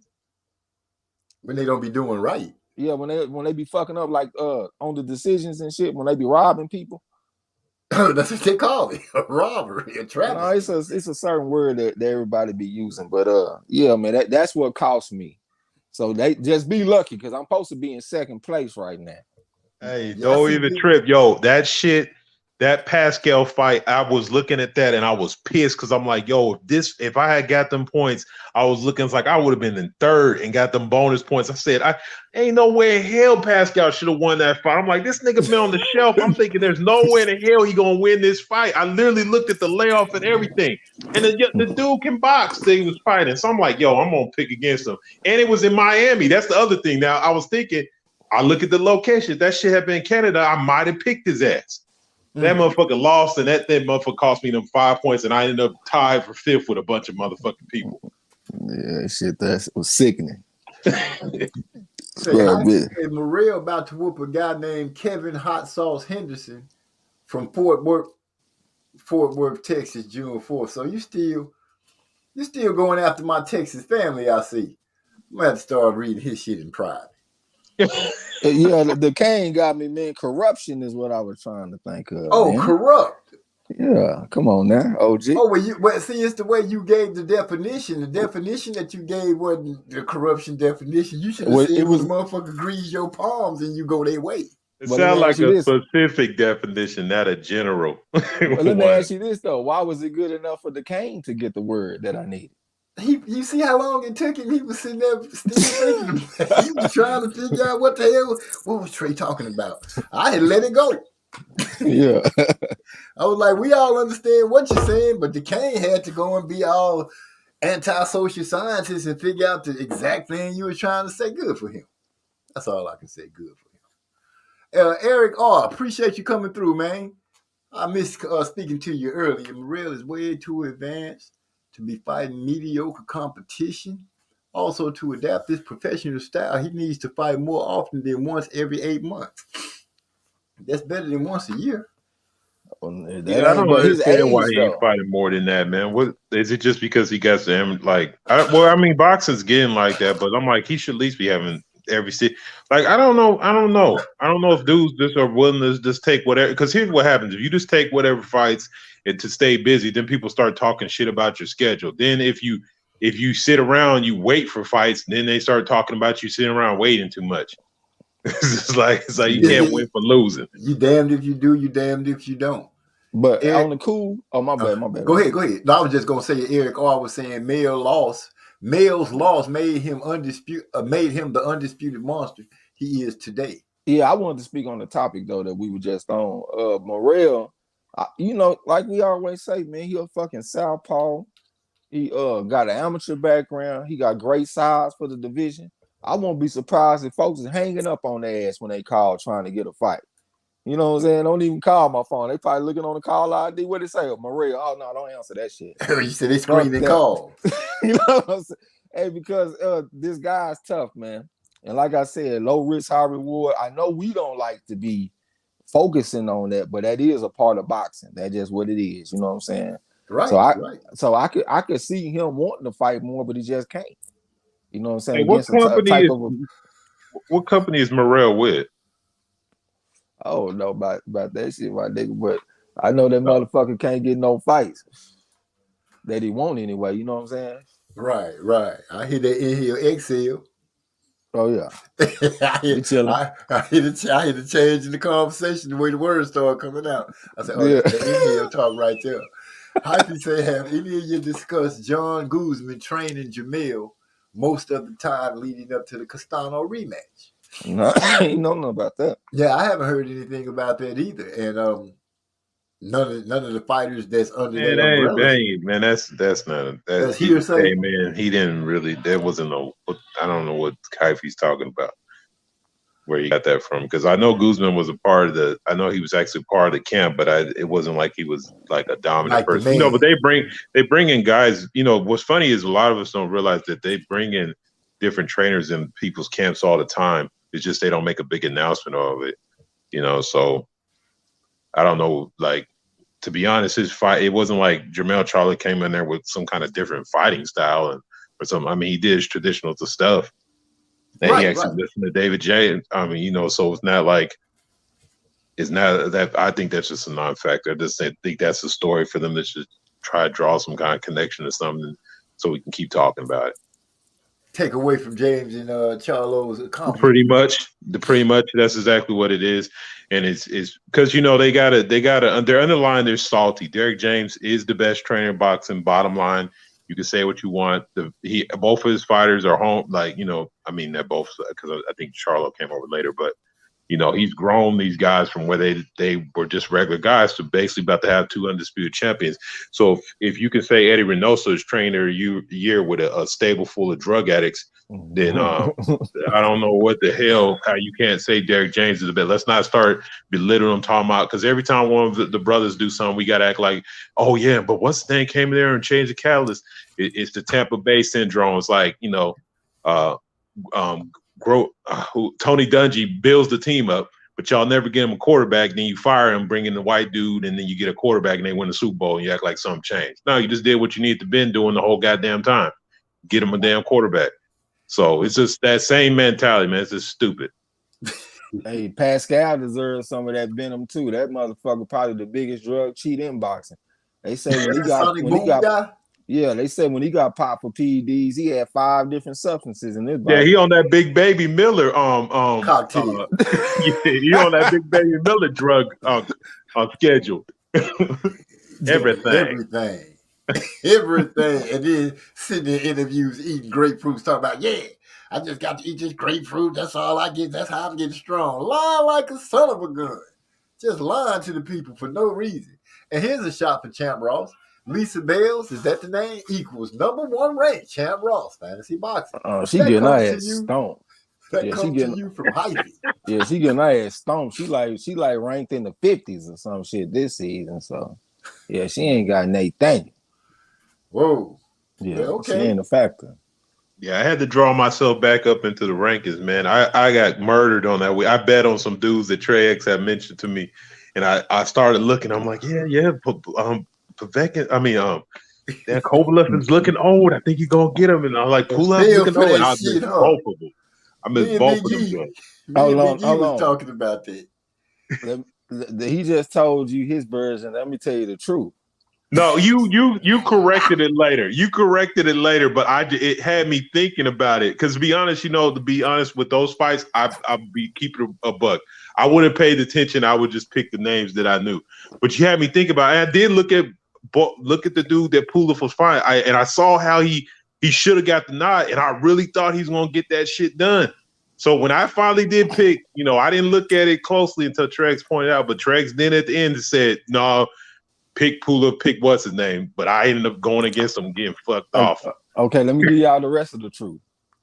See what really happened is he didn't pick Bivol the week before when me and you tried to tell him, OG. We begged him to pick Bivol.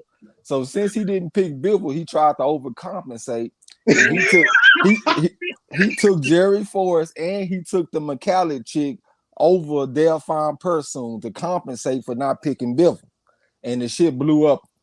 You know what I'm saying? So now you want to try to blame me. That's what really happened. Okay. Back to our regular program. You're right. You right. right. You're right. Damn. So I had to reconsider, like, damn, my motive was fucked up. It was. I really thought I had missed out on some shit. And like you said, I wanted to really roll the dice and fucked up my whole strategy doing that shit. And next time you listen when somebody tells you they got to feel it. Hey, man, no, I've been look, I'm trying to tell y'all straight up. That's why I be trying not. You see my picks came in early last week. They're going to come in early this week. Hey, don't feel bad. Don't feel bad because the Kane did the exact same shit.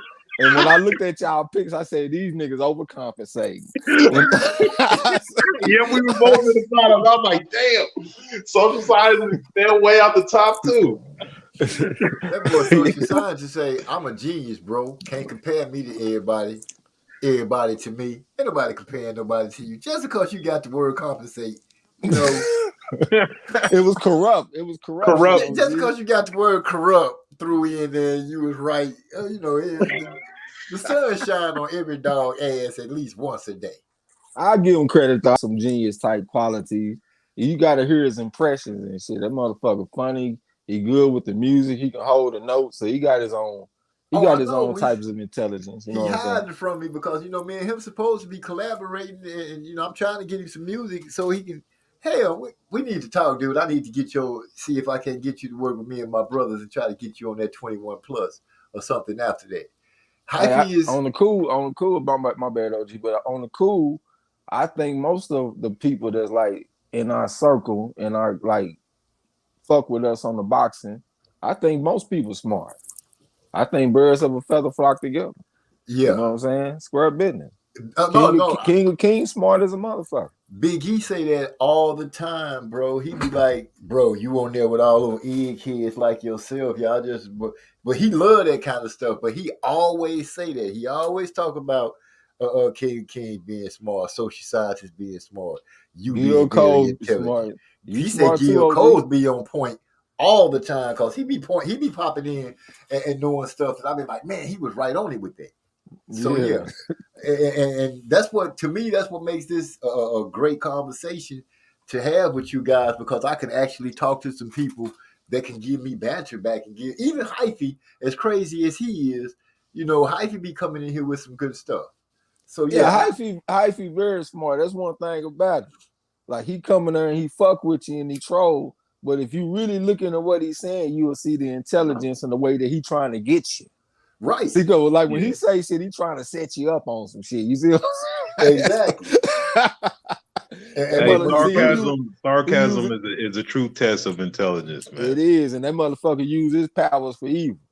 Because when he first started coming to my channel and popping up in the chat and speaking, I told Big E, I was like, man, I'm doing something right because I got Hyphy over here. And I be seeing Hyphy mess with Trey X and him. I'm like, if he don't mess with you, you ain't doing something right. So yeah, I'm like, I'm all right then. Yeah, he the quality control. That's QC, man. He makes sure everybody on point. You know what I'm saying? Right. He say no. It's been heavily stated by associates of Jamel that he trained with Guzman most camp and he didn't connect with James until. You all right, OG? Hold up. That came for your soul real quick. Yeah, that was snuck up. Get back on point. G. Yeah, I'm with you now. So I feel with how you saying, then social scientists want to come in and bag you up and say, how you got the inside scoop on all y'all niggas? What the problem is? He on our team. Didn't Hyphy tell us about Clay, whatever his name was, and man, no, hold on. Y'all gotta read what Hyphy said. You gotta read past what he said. Listen what he said. He said, no, it's been heavily stated by associates of Jamel that he trained with Guzman most camp and didn't connect with James until a couple of weeks out. So basically, he giving credit to Guzman, and that's gonna take some credit away from James for what he contributed to Charlo winning undisputed. So we can pump that break shit on James being the best trainer in boxing, coach of the year, and all that old type of shit. Pump the brakes, because he didn't even put 100% in what Jamel just did. That was mainly Guzman. Hold on. So since he shot that slug, I gotta bag him up with Eric R and say, well, Eric R say, I was under the impression they brought Guzman in to help give him looks because he can mimic Brian's style. How old is that motherfucker though to be giving somebody looks? I believe Eric R, man. He be knowing stuff. I don't know. I think I roll with Hyphy, man. Wait. Nah, Guzman's only 37, bro. No, yeah? Oh, okay. I thought you was for real, nigga. No, but on a serious note, you know, you still have to give Derrick James. This is to Hyphy. You still have to give Derrick James his props and say he is the best, because Guzman wouldn't even be there if they didn't allow him to be. So, you know, you have to have somebody to open the door to let you to come in. So they saw what they needed to do, and they made it happen. Yeah, so, being a trainer don't necessarily mean you did everything. Sometimes being a trainer is being able to recognize what your fighter may need, bringing in certain people to help out. Maybe you know your voice is getting stale on something. Maybe you get some kind. I mean, like I said, at the end of the day, that's Derrick James' gym. Those are his fighters. I don't care if he trained them for 15 minutes. When I saw the fight and he was talking to him and he was giving them game on how to fight, it was perfect. And that's what I was going to say. You can't give Joe Guzman no kind of credit for whatever that took place in the fight. If it was any kind of in the fight adjustments and shit that took place, all of that credit got to go to Derrick James. Exactly. And for me, that's the most important thing for a trainer. Hell, we Yeah. just saw what happened with Canelo, right? Because I do think that Reynoso is a good coach, but I don't think he's a great coach when it comes to end the fight adjustments. That's why Canelo didn't make no adjustments, and that's why he lost the fight. You know what I'm saying? So, my opinion, like out of all the attributes of a trainer, that's the one that I would take over all of them. Like in the heat of battle, can you think straight and give me a simple but effective game plan that I can follow to victory? That's very important. You know Box what I'm saying? intelligence. Yeah. Like, what? Eric You're winning. Arce You're doing great. Box intelligence. Yeah, Like, yeah. what? Hit harder. Hit harder. Yeah. Dude, Swing Do it for forward. your Use your family. hands. Do it for your sons. that must be Trey X you hearing seeds popping on Eric R, because he say sound like a seed pop. That gotta be, that must be over there with X with those seeds. I don't know what you're talking about. He cramping my style on the Chan Ross though. He about 3 points behind me. He's trying to come in. Yeah, he trying to do a little something. He talking about acknowledge him too. So yeah, Eric R, smart motherfucker. But he cramping my style though right now. You know what I'm saying? Hey, it's a battle. It's a battle. People want to be celebrated over here on Musically Zone Talks Boxing. It's a party when you come in as the champ at Champ Ross. You get to come in, talk noise to everybody else, flick grape seeds on people. I'm gonna get back into my top 10 slot this week. Like I Top said, I already 10 got is my good, fights but almost top picked. 5 is better. Oh You yeah, know? hold on. My bad, OG, but I got to say this. I'm gonna go ahead and give myself the mid-season MVP right now because I'm serious. Because I've been on Champ Ross about giving us plenty of fights. Like this week right here, he had like 8 fights or some shit that we was gonna pick, and I was like, hell no. Nah. I said, nigga, I will help you find fights, and I literally helped this man find fights so we can get 15 fights this week. I really gave him 18. Just in case. Yeah, because hey, man, boys. there's a bunch of. I'll be looking at it and I'll be like, man, there's a bunch of fights that we ain't got on here. Like for Friday, like he'd be having like 2 or 3, but there'd be a bunch of like quality matchups. They're smaller cards, but there's quite a bit. Like that week we had 10. We could easily have 15 fights on that week, man. Well, I will admit that this is a slow week, but nigga, we picking fights all over the world this week, nigga. We in Russia, we in Mexico, we in Italy or some shit, nigga. We everywhere picking fights because that's what it took. Only thing that I wouldn't put on there is no goddamn 1-star African fighters. I hate making them picks. Them half a star Africans and shit. I can't stand that. But when it came to everything else, man, like anything that I felt was quality and it was at least 10 rounds, I put that shit on the schedule. You know what I'm saying? So we can have plenty of picks and get some separation. Yeah, there was 2 fighters in the UK. There were 154 pounders that they were trying to link to Jamel Charlo's name, and I was like looking at them like, okay, that like UK be having a lot of goddamn fights, man. I'm like, these niggas, like, what the hell? They got fights on fights. Hey, what y'all think about this damn Haney and Kambosos fight, man? I've been studying this shit a little bit. I'm gonna be honest with you. Oh yeah, did you hear about his dad and stuff though, right? He can't go. So far his dad hasn't been allowed into Australia. Yep. And I saw Bill do an interview where he spoke on he got in some trouble in the 90s. He did his time, but yet still he's not in there over there to fight. And this is Devin's number 1 fan, his trainer, his promoter, his dad. This is a lot for Devin. And I understand that Zab Judah's dad is Devin's godfather, and they families love each other, and he's over there with Devin. But right now, it's easy for Kambosos and his camp to say, oh, this is all the Australian government. This has nothing to do with us. But I believe that this has everything to do with them.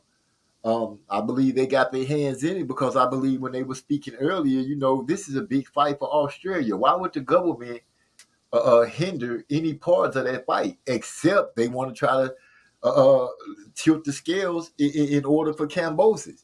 Could they be scared of Devin? Could they be worried about Devin? Possibly. But what I'm looking forward to happening is Devin handle his business. This would be a chance for him where he always say he's different, he's cut different. This would be his chance to set himself aside from everyone else. It'll also give him a chance to actually become undisputed where they can't disrespect him with that email champ no more and all that kind of nonsense. I think it's going to be a good fight, and I'm really rooting for Devin because of the way things and the situation is starting to be panned out for him. Yeah, I've been looking at this fight, man, and I'm just wondering, is Devin Haney built of the same stuff as Kambosos? Like when I looked at Kambosos' fight against Teofimo Lopez, he showed me that he is definitely a warrior. He took some hard punches in that fucking fight. And I'm talking about he ate them hoes all the way to the 10th round. And he got dropped in the 10th round. And he got back up and fought like a motherfucker. Like he is definitely a warrior. As a matter of fact, in the first round, Teofimo came out like a bat out of hell trying to hit him with the hardest punches he could. And Kambosos was taking them, like Teofimo was landing these punches. And Kambosos still stopped on the dime and landed that right hand on him and dropped his ass, like in the midst of all this. He showed me that he is built of some pretty tough shit. I think he's definitely a warrior. I don't know if Devin Haney is built of that same shit. Is he the type of guy that'll get in a fight and get knocked down and be hurt and fucked up and still get up and be a warrior? I done seen him hurt in a fight, and I kind of like how he responded. You know, he just stepped in, tried to do a bunch of holding, smother the guy. I guess try to be smart about it, but I'm just not sure. Because, you know, he is young. He going against a grown man. And I think like some of the shit that I'm talking about is characteristics of a grown man. You know what I'm saying? And but the physical advantages definitely go to Devin. He faster, he got the longer reach, he got the better legs, footwork, all that shit. Few more amateur fights, 185 and 15, the other one 130 and 8. But when I'm thinking about the intangibles, I guess it's when I'm thinking about the chin and I'm thinking about the intangibles, I think those advantages go to Kambosos. So that's what kind of got me thinking about the fight, like what's going to take place. And like we said before, Devin Haney doesn't have experience with international competition. He ain't been all around the world whooping ass. You know what I'm saying? And I saw a video with Devin Haney after he went to Australia, and I didn't see the whole interview, but at the very beginning, he starts the interview by saying, on this video, the video starts off with him saying cold feet. So I don't know if he's saying I don't have cold feet. I don't know if he's saying I got a little cold feet. I don't know what he was saying. But I do know that was the very first two words he said was cold feet. So it just kind of got me worried. He ain't like a Shakur Stevenson or Keyshawn Davis. He ain't been around the world whooping ass. He ain't a world beater like we like to say, OG. Right. You know what I'm saying? So Yeah, that got me worried. You say it got you worried? Hold on. Before you say, I just want to dump this on it, and then you got it.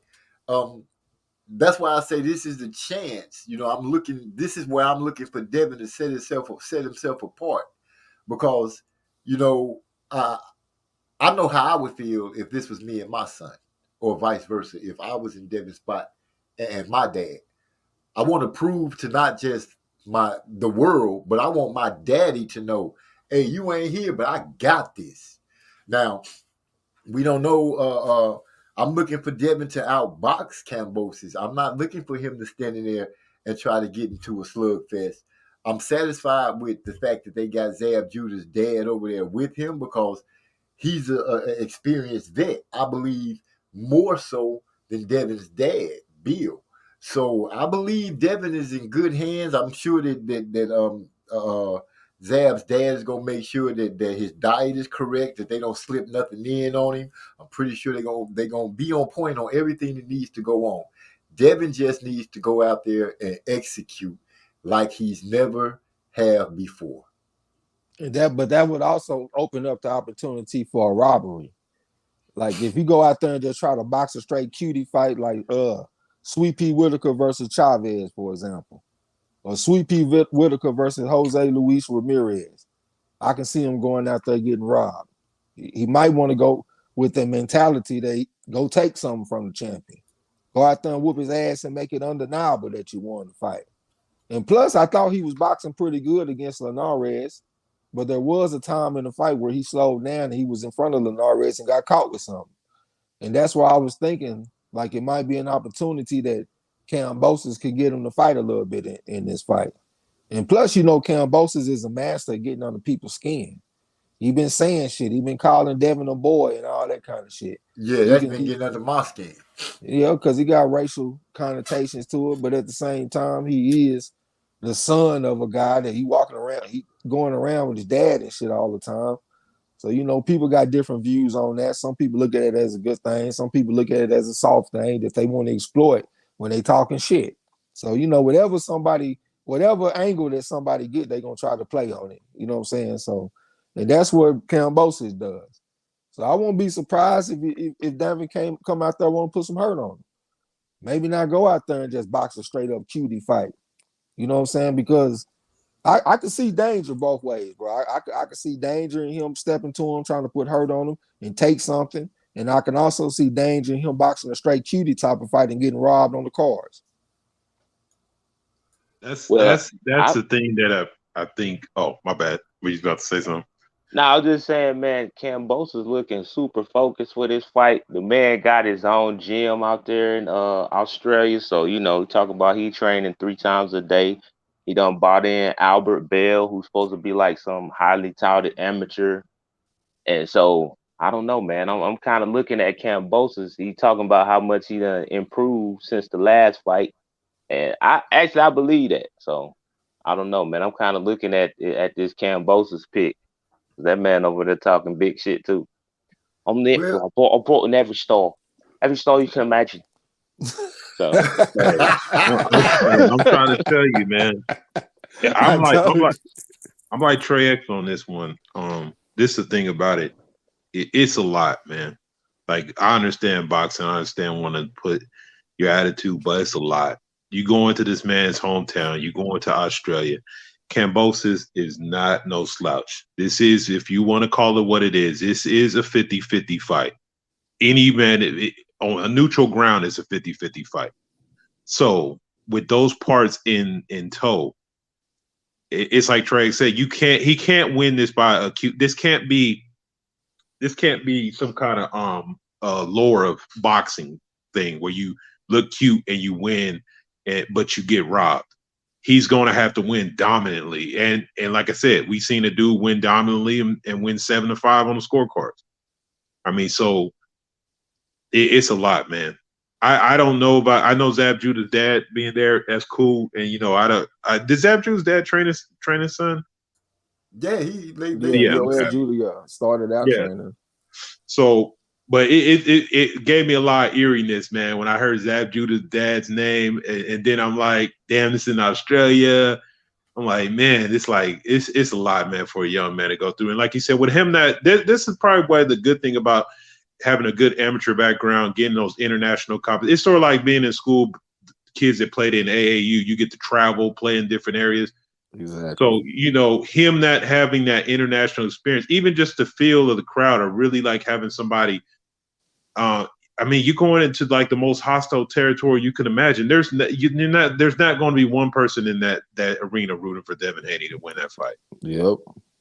And so it's just like, and then your dad's not there. And I heard his dad saying that, you know, I prepared Devin for this stuff and this and that. But his dad, I could tell when they were doing an interview with Kambosos, and Kambosos was saying all that silly shit, his dad's mannerism were kind of laughing him off. And Devin kind of did it too, kind of like I don't think Devin's a hothead anyway. I don't think you could really piss him off with the dumb shit anyway. But his dad does bring a common spirit. It's just a lot, man. I would not be surprised Kambosos win this fight. I wouldn't be surprised at all. I don't see Devin as an overwhelming favorite. Like I said, it's a 50-50 fight. And flip a coin, and like I said, would have been in Australia, I want to say it's a 60-40 fight. Kambosos is not – he ain't no cherry no goddamn more. This motherfucker a full-grown apple. So it is what it is. And then let me say this too. Let me just say the one thing, OG. I'm gonna get out your way. It's been 2 times on the channel Ross that we done had like some close, some fights where the odds was close in the hometown guy. Like one of the fights, it was this guy. He was 15-1 from England. He went against this guy named Udofia, his last name, and all of us picked Udofia. He was like 17-0. He was from Africa, and he fought this Londoner or England guy. He fought him in his hometown, and he went out there and lost a split decision. We just had a guy named Javier Molina go over to the UK and fight Robbie Davies, and I felt like Molina won that fight, but he lost by split decision to the hometown guy. So it's been two close odds, And the odds was close in that fight too. So it's like we got another one right here. The odds is close. We got a hometown guy. I won't be surprised if it's split decision, Kambosos. Because but funny part, like you bringing up that Davies fight, is that Molina was favored in that from what I was seeing. But when I saw he was underdog. Oh, okay, yeah, but I've seen a lot of people were picking him because of his. But when I seen it was going to be over there, I picked Davies. I was like, it's a lot. Like a 50-50 fight, you being a slight underdog, you're not going to beat a dude like that in his hometown, UK. It's going to be a loss. And Davies did do a lot of work. Like he had a high work rate that's going to help him earn some rounds at home. You know what I'm saying? It was really his work rate versus the clean punching from Molina, and Molina was hurting him in the fight, making him wobble and shit. You know what I'm saying? Huh. It wasn't enough. Well, listening to you guys speak on it, I'm gathering, and this is what I'm gathering just from hearing the information you guys are giving me. Kambosos is not a walk in the park.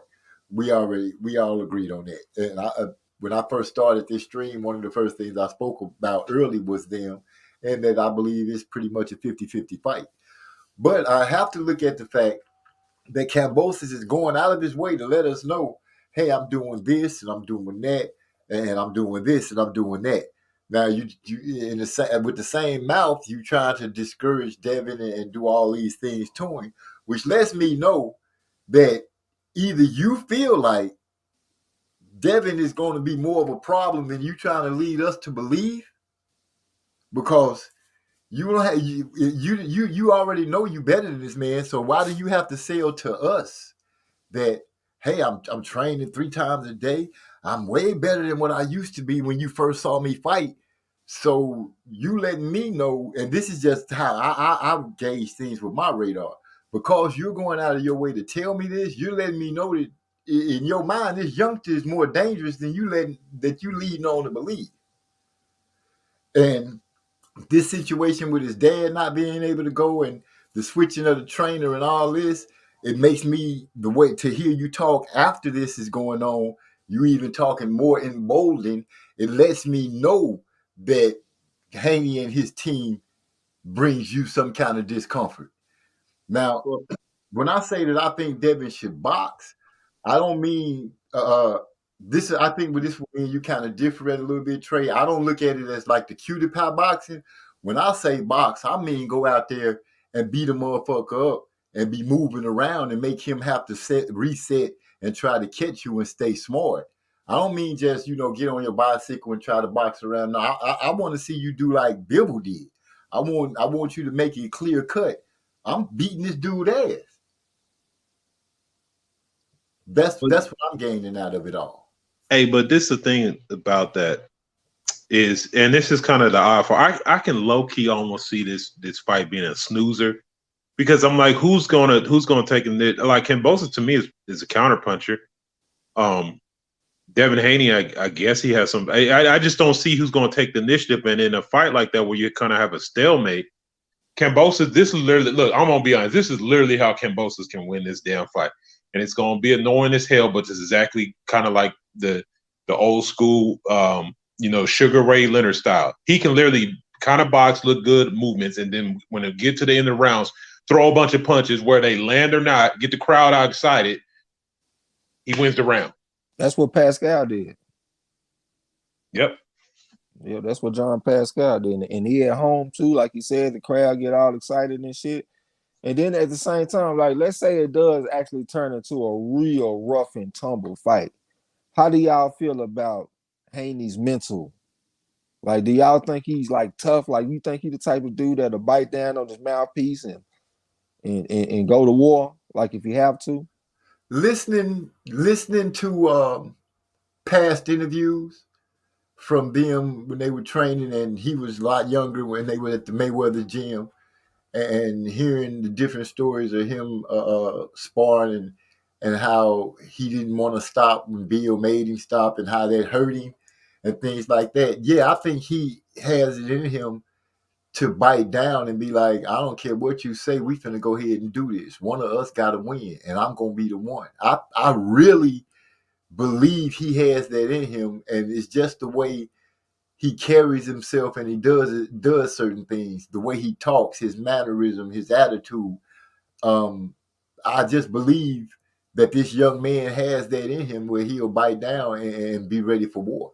Okay, did the evidence show us that in the Linares fight? Is that what we saw from him when he got hurt in that fight? That's the one. Yeah, I would say so, and here's why.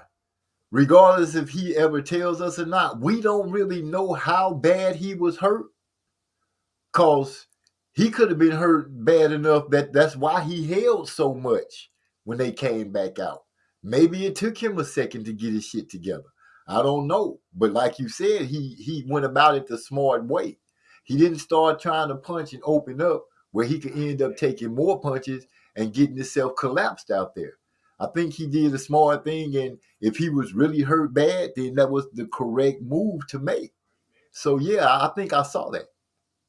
Let me just say it real quick. I think he turned into Little B off for 2 rounds. Like I think it might have been smart to do that, but I don't think he had fight in him at that time. Like the excessive holding, like it stood out to you. It almost looked like scared holding, almost like he diving in to hold this motherfucker. It just looked weird. It didn't look like a warrior though. Like the word warrior never crossed my mind when I saw him get hurt against Linares. I did think he might have been being smart. This might be the smart thing to do.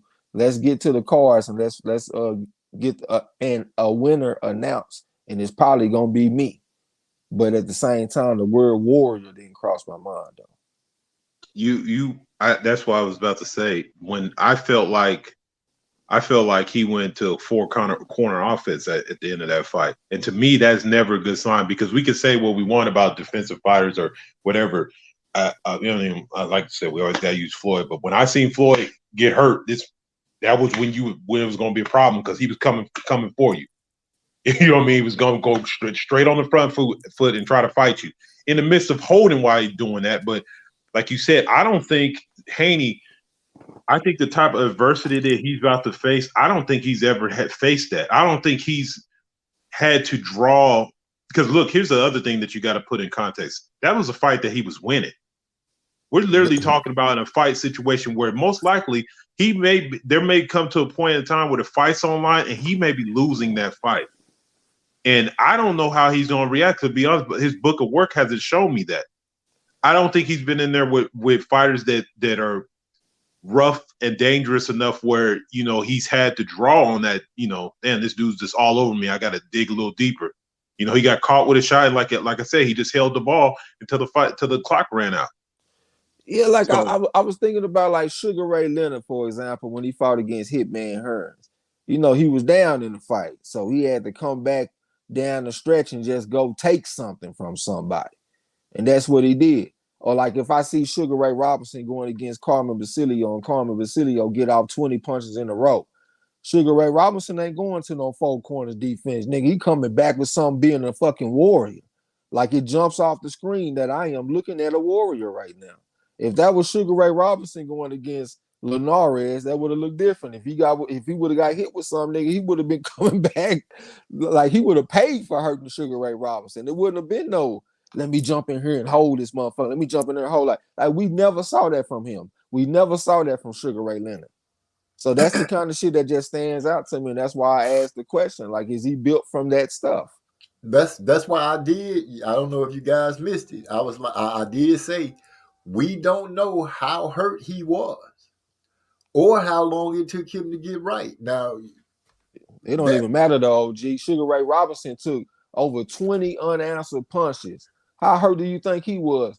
Haney took 1 or 2. Sugar Ray Robinson take over 20, and it don't matter. He didn't react the way Haney did. And Haney, it was at the end of a round, and Haney went and sat on a stool after that. So it's not like hold up. Let me get Trey first. I feel you on that, Trey. All 100%. But we talking Sugar Ray Robinson. We talking Devin Haney. We talking a man from back then and what kind of circumstances they had to deal with. And we're talking about a guy that's closer to the millennial children. And I'm looking at him from that stand. Kambosos ain't that much older than him either. Yeah, he grew up over in Australia and everything like that. But Bill don't seem to be no soft cut piece of cloth kind of pops, and he love his son. I have to say, just looking at Devin and everything, and that could have been a learning experience. Even though he won, if he's a true winner, he could have learned something from that. I won't be able to do that in the next fight. So by him not just giving up, he did the smart thing by wrapping up and going ahead and taking it to the judges. You learn from that. Hey, next time you get caught, as soon as you get straight, you got to step to this boy and make it happen. You can't leave it up to that. We just may see that in this fight coming up. This is what I'm believing. It sound like somebody Hey, snorting you lines or over there something. doing a line or something? Nigga? That's what I was thinking. Like this nigga stormed Oh, out shit. or something. What the fuck? I swear to God, I would do the same thing. This nigga over here snorting lines. And I'm gonna tell y'all the truth. Oh, I yeah, kept busting out talking. this table and shit. My bad. I kept talking because I ain't want nobody to think it was me. I was like, let me. Like, what the hell? Hey, this ain't that type of show, goddammit. I said, let me keep talking because I don't want them to say, oh, Jesus took a pause to take a line or something. Hey, don't be that dude as he talk, the guy in the corner hitting the pipe and you just going along with the music and shit. Like, what the fuck? You don't see this nigga get hot? Shoot. So, And what you were saying, though, G, about the situation. I was just saying that I honestly, looking at the two different eras, I always try to look at every athlete in their era and what they deal with and how they come up. Right now, yeah, George Kambosos has shown us, hey, I'm a rugged type dude. I can fight, and we lack the knowledge of if Devin, because for a lot of us, Devin hasn't passed that threshold, and for me. For him to take that shot, I think it was like a 5-punch combination, and he was set up for 4, and he opened up and caught that last one. I think it was a 5-punch combination. Yeah. And he was caught completely, totally off guard. And we saw his legs do what he did, but he made it to his corner. He sat down, he took air, he got water, he did whatever he needed to do. If his head was still fogged or not, he went out there and did the smart thing. I'm going to make sure you don't knock me out. Okay, Now, let me respond real quick. Go ahead. I understand what you're saying. I know I took it to the top with Sugar Ray Robinson, but I was just trying to just bring up a person that has some greatness in him. We can come to somebody closer. Let's look at Andre Ward. I think Andre Ward done showed me that warrior side to him. Like, he's built from totally different stuff than Devin Haney, in my opinion. I done seen this dude handle some adversity in a way that I ain't seen too many people. You bet not foul Andre Ward. That's like the worst thing you can do, because he gonna do something to you that's so terrible. Like Kovalev said, looking in his eyes was like looking into like a stone cold killer's eyes or some shit. I can't remember the way he explained it. He put it in a certain way, but he said it was like looking into like a person with no soul. You know what I'm saying? We can even look at somebody like Miguel Cotto. I know that he lost that first fight to Margarito, but that motherfucker fought like a warrior in that fight against Margarito. Margarito, he was taking that shit and he was cheating with his gloves and all that. But Cotto fought like a goddamn killer, like a warrior in that fight. You know what I'm saying? I just don't know if I see the same thing from Haney. You know what I'm saying? I don't know if he built that special stuff to where we're going to be remembering him and reading about him decades from now. I'm gonna say he not, but another person is Oscar Valdez. He finished the fight with a broken jaw and shit. I don't know if Haney is about that life. Yeah, he did. That's definitely true. I don't know if he that type of fighter. Okay, Hyphy, if you I feel you the door's open. Come on in when you're ready. Hey, salute to my boy D-Lo, man. That's the voice of reason. Oh, D-Lo in the house. What's up, man? I was wondering where it goes smelling ass was. Hey, and Eric Garcia, you're right, man. That's the same fight that I felt like that's the one I was thinking of when I was giving that example. But like you guys said, man, that's the thing. I just think we don't know. I think there's a question mark on Haney. And like you said, a little B-hop action. Now, I don't think he's that whack, But it's just like, and I don't think Kambosos got that power enough to make him that whack. But it's gonna be a lot, man. I don't see him quitting. But here's the thing about it: in a situation like this, for a dude to ensure that he's gonna lose, he just gotta get demoralized a little bit. And those guys you're talking about, those fights, like you said, Cotto in that fight, and I have never seen. That's the only fight. That's why I knew, even though they caught him later, but I knew Mark Aureli had been cheating in that first fight. Cotto was bleeding out of his eyes. That's how bad he was. That's how bad the beating was coming. And that motherfucker at no point in time looked like he wanted to stop. He like, you know, people talk about dying. He would have died before he stopped. That's literally, you've seen it all in his face. Because in his mind, even though he was taking a hellacious beating, all he knew was, I'm going to get this motherfucker. I'm not going to let him just do me like this. And that's that meanness, that kind of nastiness is what Treggs is talking about. And it's just like he said, it's just guts. It's just somewhere inside. No, I like what you just said. I like what you just said. You said that the motherfucker willing to die in there. Like I think about Ali in the Thriller of Manila. You know what I'm saying? Against Joe Frazier. Bro, you got to be willing to die. Think about Holyfield going against Riddick Bowe and Lennox Lewis and different fighters. Like, that man was willing to die in that bitch. I'm not sure if Haney willing to die in there. Like the best of the best are willing to die in the ring.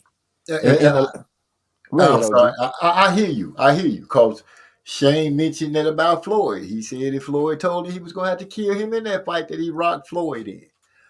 But even the pretty boys are saying that shit. Even the pretty boys saying they willing to die in the ring. Right, exactly. So what I'm looking at, and maybe it's just the father part in me and just looking at this kid, but I feel like that was the cusp of getting him ready. He found out that, hey, I could get hit and get hurt and still come out. He passed that test in his mind. Do you think he willing to die, OG? Do you think he willing to die in that ring? If he is really serious about the way he's been singing about how he wants to be undisputed, then I'm willing to believe he's willing to walk through that fire. I think he was. I think that looked like he was willing to survive, and there's a difference. No, that's what I'm saying. He learns, like Trey X said, you can win and learn, or you can win and lose. I'm willing to bet that he had won and he learned. Yeah, I got stuck, and the only thing I knew up until then was to go in survival mode. Because let's remember, we've never seen him in that position before. That was all of our first time together. We all popped the cherry at the same time when he got punched in the face and wobbled to the corner. That was the first for all of us. I'm willing to say now that he's been through it. It's like you go through something and you take a hit or something like that, and you were like, damn, I finally went through it. Okay, I'm ready. I can handle this. This ain't shit. I believe Devin is about to show me that. Because like I even think about Keith Thurman. Like we talk shit about Keith Thurman, right? Run time, all that kind of shit. But Keith was a goddamn warrior. Y'all remember when he fought against Robert Guerrero and he had that big ass knot on his fucking head, that hematoma? When he fought the Ghost? When he fought the Ghost, that motherfucker fought against Sean Porter, and they stood in the pocket and banged a whole lot in that fight. I'm talking about went to war. I'm not sure if Haney built of that. You know what I'm saying? It's something about him that's telling me like it be certain fighters I see this in, like Marcus Brown, for example.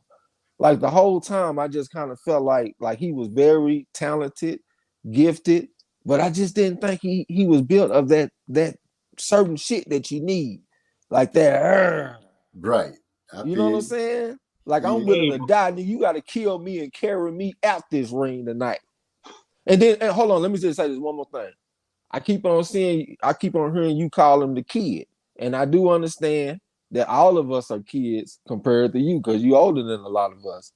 But how do you view him? Do you view him as like he got his grown man everything, grown man mentality, grown man body, grown man strength? Or do you still view him as somewhat of a kid?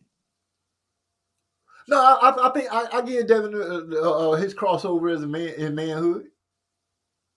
Okay, I'm just But you notice I call a lot of them kid. You know, Shakur Stevenson. I've called him the kid before. It's just that's just me. Hey, well, I put it like Tregs. That is an excellent question because when I watch Devin in interviews, I feel closer to me talking to my 20-year-old son instead of my 30-year-old nephew. You know what I'm saying? Yeah.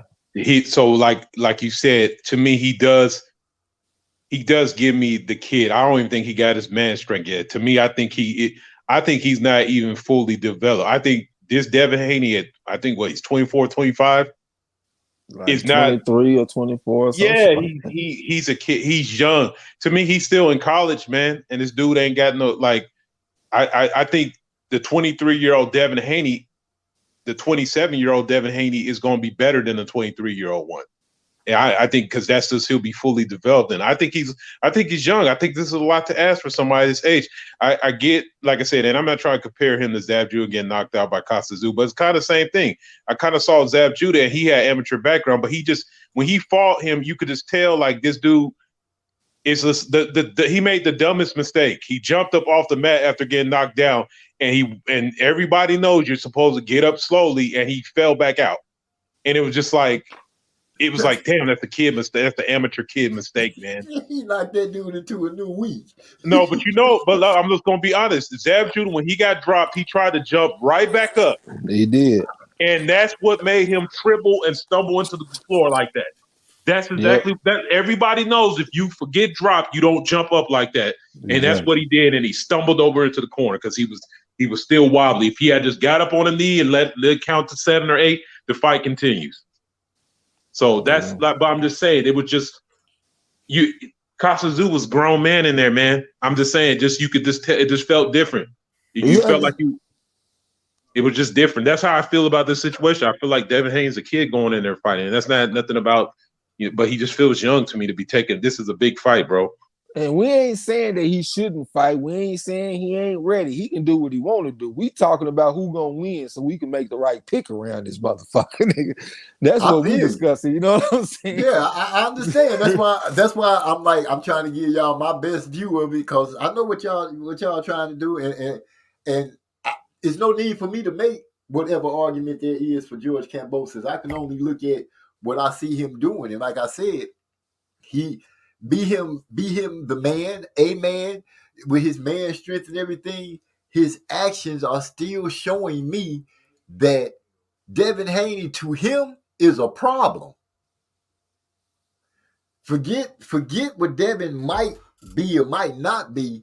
This man is letting me know because he said, and you guys mentioned it. You talking about he got him a gym over there. He doing all this. He just stepped his game up in so many ways. These are his words.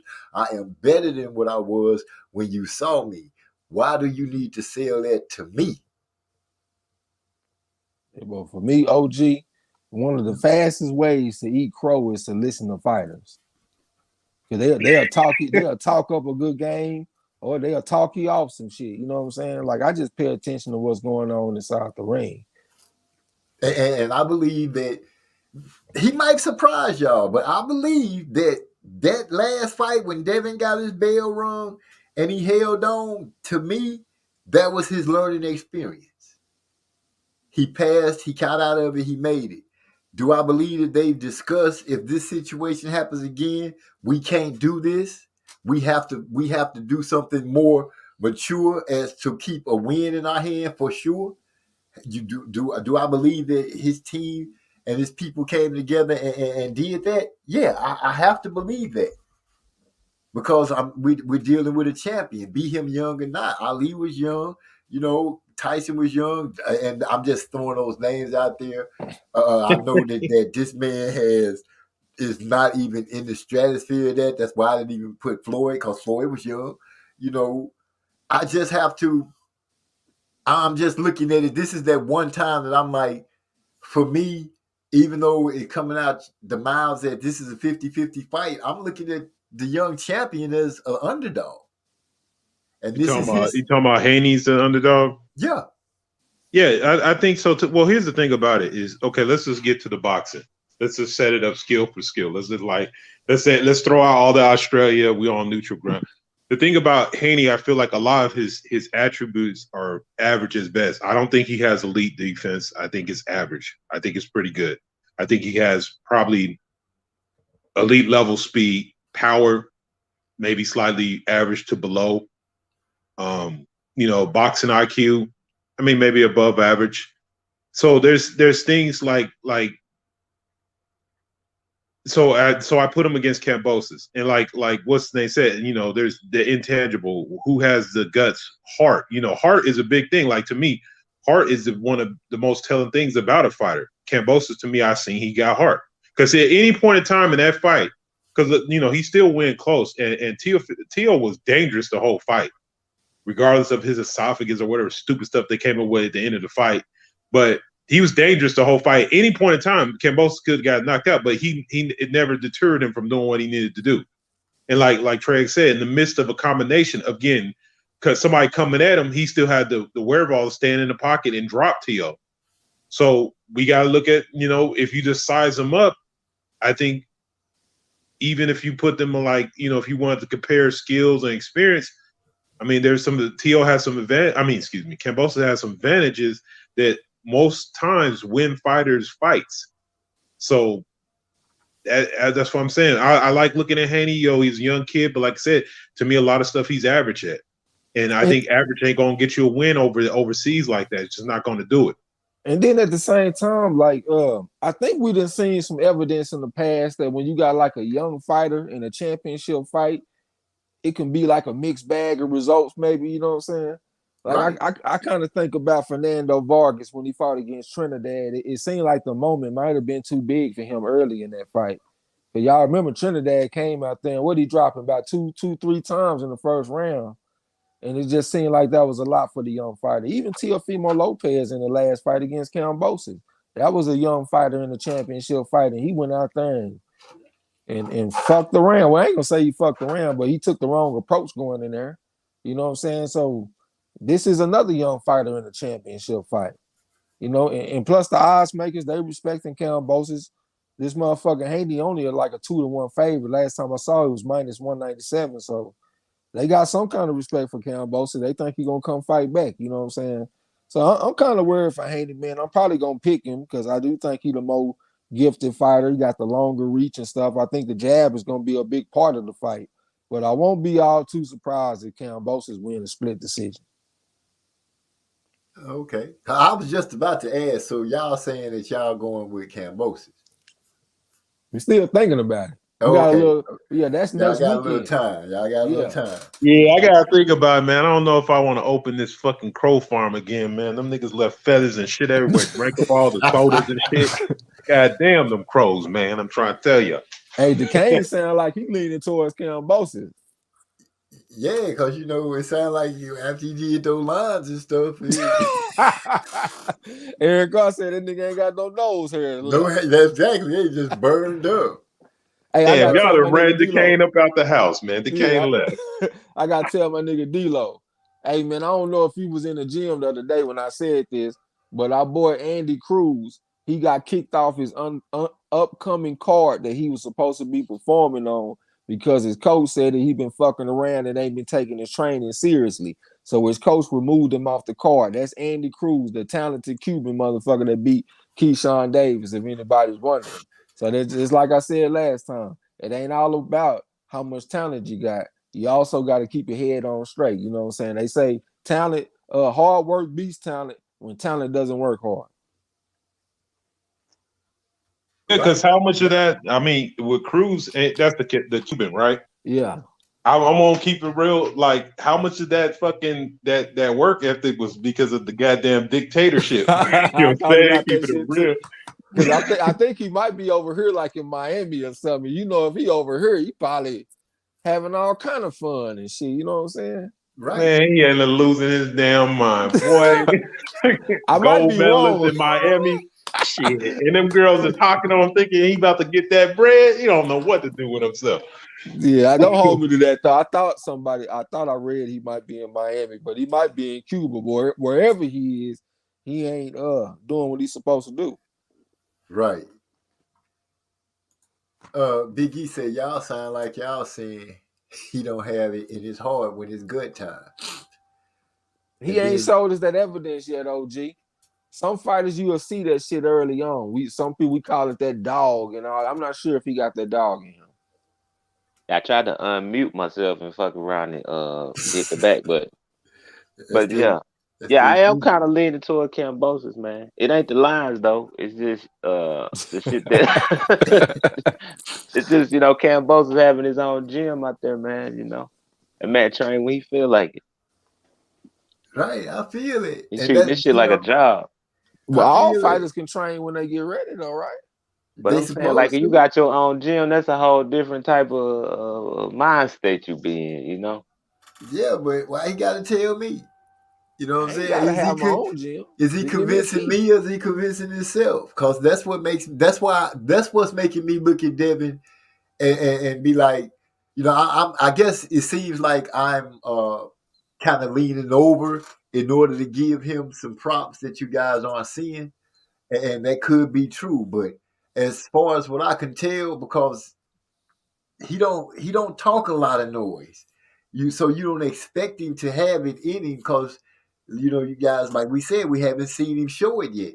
But what I have seen him do is take a punch that he didn't see coming and make it to his corner, wobbly legged and all. He held on like he was supposed to, which you hear people say it's a smart move. You got hurt, hold on. Now you come out the next 2 rounds and you still holding on. It is what it is. But this fight right here, I just feel like this is the fight. This is going to be what makes Devin Haney. This is his fight. Hey, the thing about it is, at the end of the day, if this is the best, I mean, for both of them, I mean, short of TO, I guess, whatever. They're the best fighter going to be on each one of their resumes. So it's a gut check. We're going to see exactly what he's made of. We're going to see if he's really that dude, and we're going to find out. I mean, so that's what the fight is about. And just I'll just give him props on the fact that he, as far as self-belief, he has enough in him because it went over the top rank, took a shitty ass deal just to get an opportunity to go get the smoke. So that in itself, compared to a lot of these new age fighters, I got to give him all the props for it. So it just don't misconstrue us, Chad. We not saying this nigga is Ryan Garcia hard. You know what I mean? So it's like we don't think that at all. But it's just like because of his fight style and because he's dominant, and like I said, even the Linares fight, that was a small period of time. That we haven't seen him in a completely 50-50 fight, regardless of these dudes hiding and ducking from him. It just hasn't happened, so we just don't know. We don't know. Well, man, let me say this about Haney, man. He got his own mind. Like, he'll make his own decision. He could have signed with PBC Top Rank, but he decided to go with the zone. And his reasoning was, well, I think the future is the apps and everything because our generation and all of that. Whether he was right or wrong, that was his own decision and for his own reason. So he got the mentality, of a man. And like right here in this situation, the conditions are right for the making of a man, especially if his father can't be there and he got to go over there and do this shit himself. So like MZ was saying, this is gonna make Devin Haney. I mean, all the conditions are right for it too. So yeah, but at the same time, he like a Mayweather carbon copy, and I would think that most of them ain't gonna have a glorious fate. That's also got me thinking too. You know what I'm saying? Yeah, I can feel that. Only Because all that we talk about him having heart. I mean, like, to me, it's like he want to be Money Mayweather, and he don't want to be Pretty Boy Floyd when it comes to the fighting aspect. He want to be Mr. Move and boxing, hug when you get hit. So, but even 40 punch around Mayweather. But even Money Mayweather had a pretty boy at his core. Yeah. You know what I'm saying? I want him just to have that at his core. That's what I'm asking. Is he steak at his core? Or is he all sizzle? Which Yeah, I one mean, is it? You know what I'm saying? I saw when he was talking to Teofimo, he was talking a big game, but I don't know if he ready to back that up. That's why I say I don't listen to fighters, bro. I listen to Broner. He had me thinking he was gonna be Mikey Garcia. I said, man, I ain't listening to none of y'all motherfuckers no Hey, more. You was talking that Broder fucking sold the shit out of that fight. Oh my God. He had me questioning myself too. I was like, oh, this nigga Broder, you taking it serious, motherfucker. Went in there, took a vacation. Yeah. He talked me Don't be- right up on that crow. He sold the shit out that crow. Gave me a menu, candlelight dinner, wine, and everything with that crow. Boy, I said I ain't listening to y'all motherfuckers no more. And be like damn Billy Joe Saunders when he told Canelo, "You ain't never faced nobody like me." Went in there and quit. I said, "Nigga."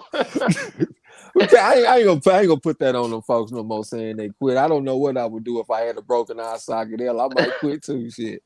That's Okay, a serious injury. I can tell you something though. What I can say is I can say they quit. You know why? Because Ugas was still fighting his corner through in the towel. Yeah, Uga shit was way worse. I don't know if it was way worse or not. It'd be different severities, the injuries and shit. I looked at the X-rays. I could tell you it was worse. No, yeah, even if one man do something and another man don't, so one man he care about saving his eye, that make him a quitter. Like, nah, that's a real macho thing to say when you ain't got to go through it. Exactly, and I ain't got to go through it. Exactly. Well, see, the thing is, the reason I say that about him, bro. I got a precedence for it because Ugas was fighting. No, I'm gonna tell you. The reason I say that shit about him is because when Daniel Dubois got his eye socket broke, he was talking shit about Dubois saying he quit. Oh yeah, I forgot he did talk mad raggly, and that karma came right back around on that ass. So if he defined it as quitting and then he fucking did it, then it's quitting. Let me ask y'all. Let me tell you. My bad for cutting you out, MZ. My bad. Oh no, that's a good thing because I forgot he said that. This is my opinion. Alfredo Angulo is a goddamn dog, a fucking warrior, and he quote unquote quit against Ezralani Lord because he got his eye socket broke. And I do not look at him as no cur. I look at him as a fucking warrior. You know what I'm saying? So that's the way I feel about this shit, man. Different people gonna handle shit in a different way. Hell, Anui, he went out there and finished the fight against Donaire, but I don't know the extent of his injuries and shit. I done seen some fighters that I got respect for also quit with a broken eye socket. Roberto Duran. Hold on, let me keep it real for Trey because I don't want you to misread me. You do know that I'm talking about Billy Joe Saunders and Kell Brook. I don't like neither one of them, so this is my chance to sling dirt over there on them. I'm gonna. And since I got Ugas who was fighting and they threw the towel in and he had a broken eye socket, I could literally just mess with them and they fans be like, dude, your dude quit. Now I know how gangster you gotta be in order to keep fighting with your face broke up in one of the most sensitive parts of it. I wouldn't be standing out there. I'd be like, man, y'all got me fucked up. This fight over. Y'all might well get me to the doctor right now. You know what I'm saying? But the real thing about that is like we under the impression that quitting is necessary. You know, like I said, when I was talking about Roberto Duran quitting, sometimes that shows some kind of level of IQ. Sometimes you gotta realize, hey man, this is a dumb fight. I can't win. I just can't win. Fuck. It's not quitting like, oh man, you know, but like it's not like one of these fucking dudes just like, I don't know. It's not like motherfucker sitting there at a basketball game and took his ball home. It's like you getting your ass whooped. You're trying to fight, and you just realize that nothing I can do is working. I can't dig no deeper, and I'm fucked up right now. I live to fight another day, man. Live to fight another day, as they say. I'm gonna say it like this, man. Right now, I'm reading Revolutionary Suicide by Huey P. Newton, right? And he was talking about even when he was a young man, they used to fight and box and stuff, and so these dudes had jumped him, and basically he went to one of the dudes was supposed to be his friend, so he went and tracked him down. He had a hammer with him, and he had a pistol that he lifted off his father. The pistol didn't even work. He just wanted to have it just in case, right? So the dudes jumping him, he fighting, he fighting them off. They jumping him, he's still fighting. And the thing he said that really stuck with me was, I wasn't gonna let them punk me. I was gonna keep moving forward. because you know that's just what you do when you're a warrior. You keep moving forward. You don't never give up. And if anybody gonna prove that to you, it's gonna be the leader of the Black Panthers, right? So that's what I'm saying. When you talk about a warrior, that's somebody who ain't never gonna give up. Even if you whoop my ass, you gonna dream about me. You know what I'm saying? Like I ain't never gonna back down. Like that's just not what you do when you a warrior. To the fire. I understand that. See, but in the modern time, well, maybe not even just modern times. I think you got to weigh all your costs. So let's say you die in the ring, or you lose your eye and compromise your ability to make a living or whatever, and you got a family that's dependent on you. You know what I'm saying? Like it's different decisions that go into shit too. What you want to do? Go out here and lose your life being a warrior, so somebody can take advantage of your family later on, or they can be in poverty and fucked up because you ain't here, or you can't make a living. Like we thinking about boxing. Like boxing is not the all in be all. It's life outside of boxing, and also we got a history of fighters having their eyes fucked up in boxing. We lost Harry Greb because he got his eye fucked up. The motherfucker Sam Langford had a fucked up eye. What's the other one that had a messed up eye? I think was it now Kid Norfolk is the one that messed up his eye. I might be thinking about the Georgia Deacon. Well, yeah, he had a torn retina. It was another one too that was on my mind, but it's a lot of them, man. So we got history of fighters getting their eyes fucked up. I'm not gonna be mad at no fighter that retired from a fight because he got a broken eye socket. I mean, I ain't either, because I mean, I ain't gonna do it. But I'm just saying, if we talking about the whole warrior mentality and shit, you know, it's levels to it, and it's like extremes and all of that shit. I mean, I'm always gonna make the smart decision, but you know, some people just got that thing in them where they not finna back down. They lose their mind. Like look at Ronnie Lott. He had the tip of his finger cut off so he could keep playing the football game. But I was just about to give the football example, but I see it where it's a negative, where a dude should have set his ass down, and the repercussions is basically this dude is like now they consider him a bust. You know, the dude that came out of Baylor that played for are they the Redskins anymore?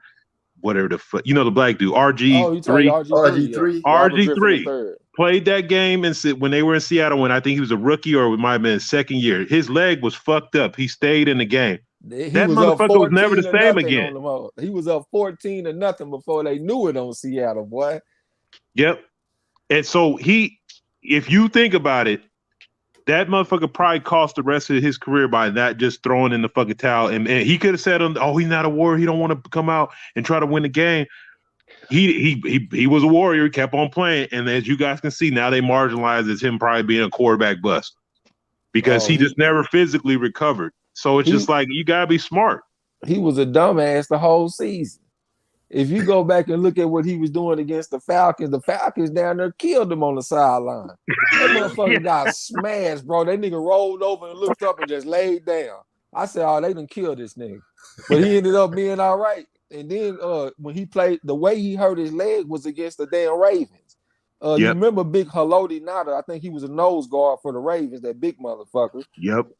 RG3, some kind of way, he done got hit on his side and his leg just kicked up, and it kind of like, I can't explain how it did, but he hit this dude's body and it just bent in a fucked up way. And he could have avoided that. Like the man refused to slide. All you gotta do is slide, bro. Like the rules is for you. And he said, "Fuck that." He trying to run people over and leading with his head and doing all kind of crazy shit. That man was determined to get fucked up that season. That was his main goal. Hey man, he was from Texas. He thought he was a steer, man. That man was crazy, bro. I remember that shit like it was yesterday because he was really good. Because like I said, he was up 14-0 on Seattle when they had the Legion of Boom. Before you knew it, before you looked up, this nigga with a messed up knee is up 14-0 on the Legion of Boom.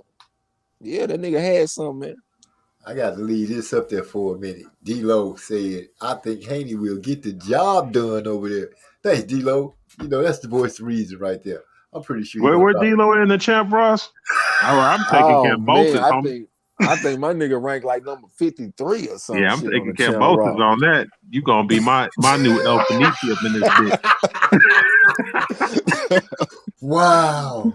My bad, Gino. Maybe I shouldn't have read that one. I should have just left that alone. Hey, Hyphy said something to me, man. He said Trey is correct.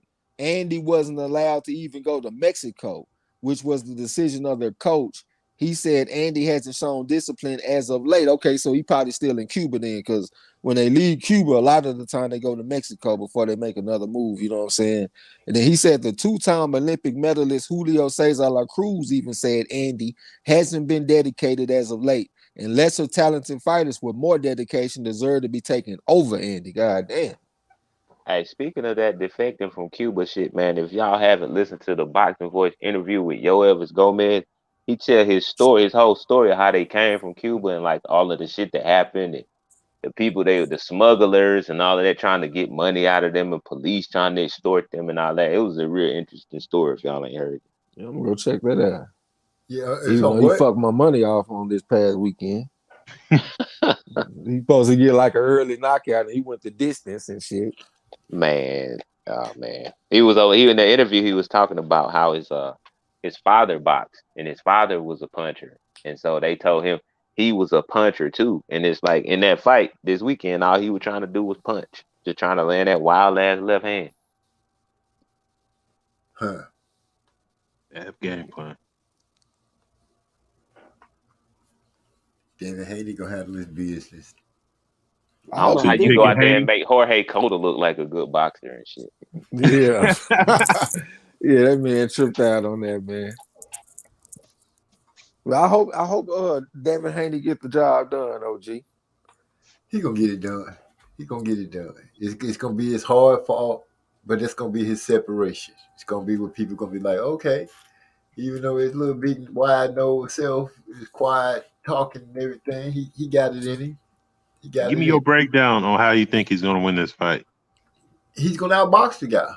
He's gonna outbox the guy, but he's gonna box with the He's gonna sit down on his punches.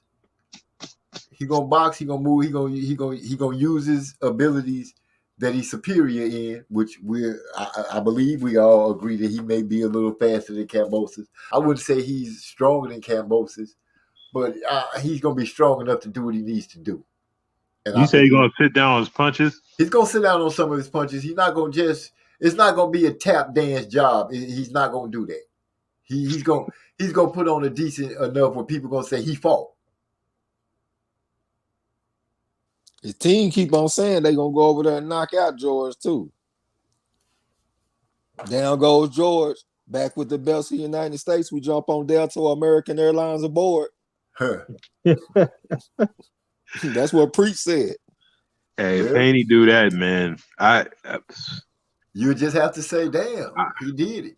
Hey, I'll take the crow on that one, man. I still don't know who I'm gonna pick, man, because in my heart I want to go with Haney, but it's a lot. But I've been here before where I was like with this Canelo bullshit. But Bivol was Bivol, like Trex and them was selling me on Bivol, but he kind of going the other way. So I got, hopefully Marlo they'll have the show that weekend, and I could weigh both y'all opinion on how y'all feel about that fight. That shit gonna be early in the day though, because that's in Australia.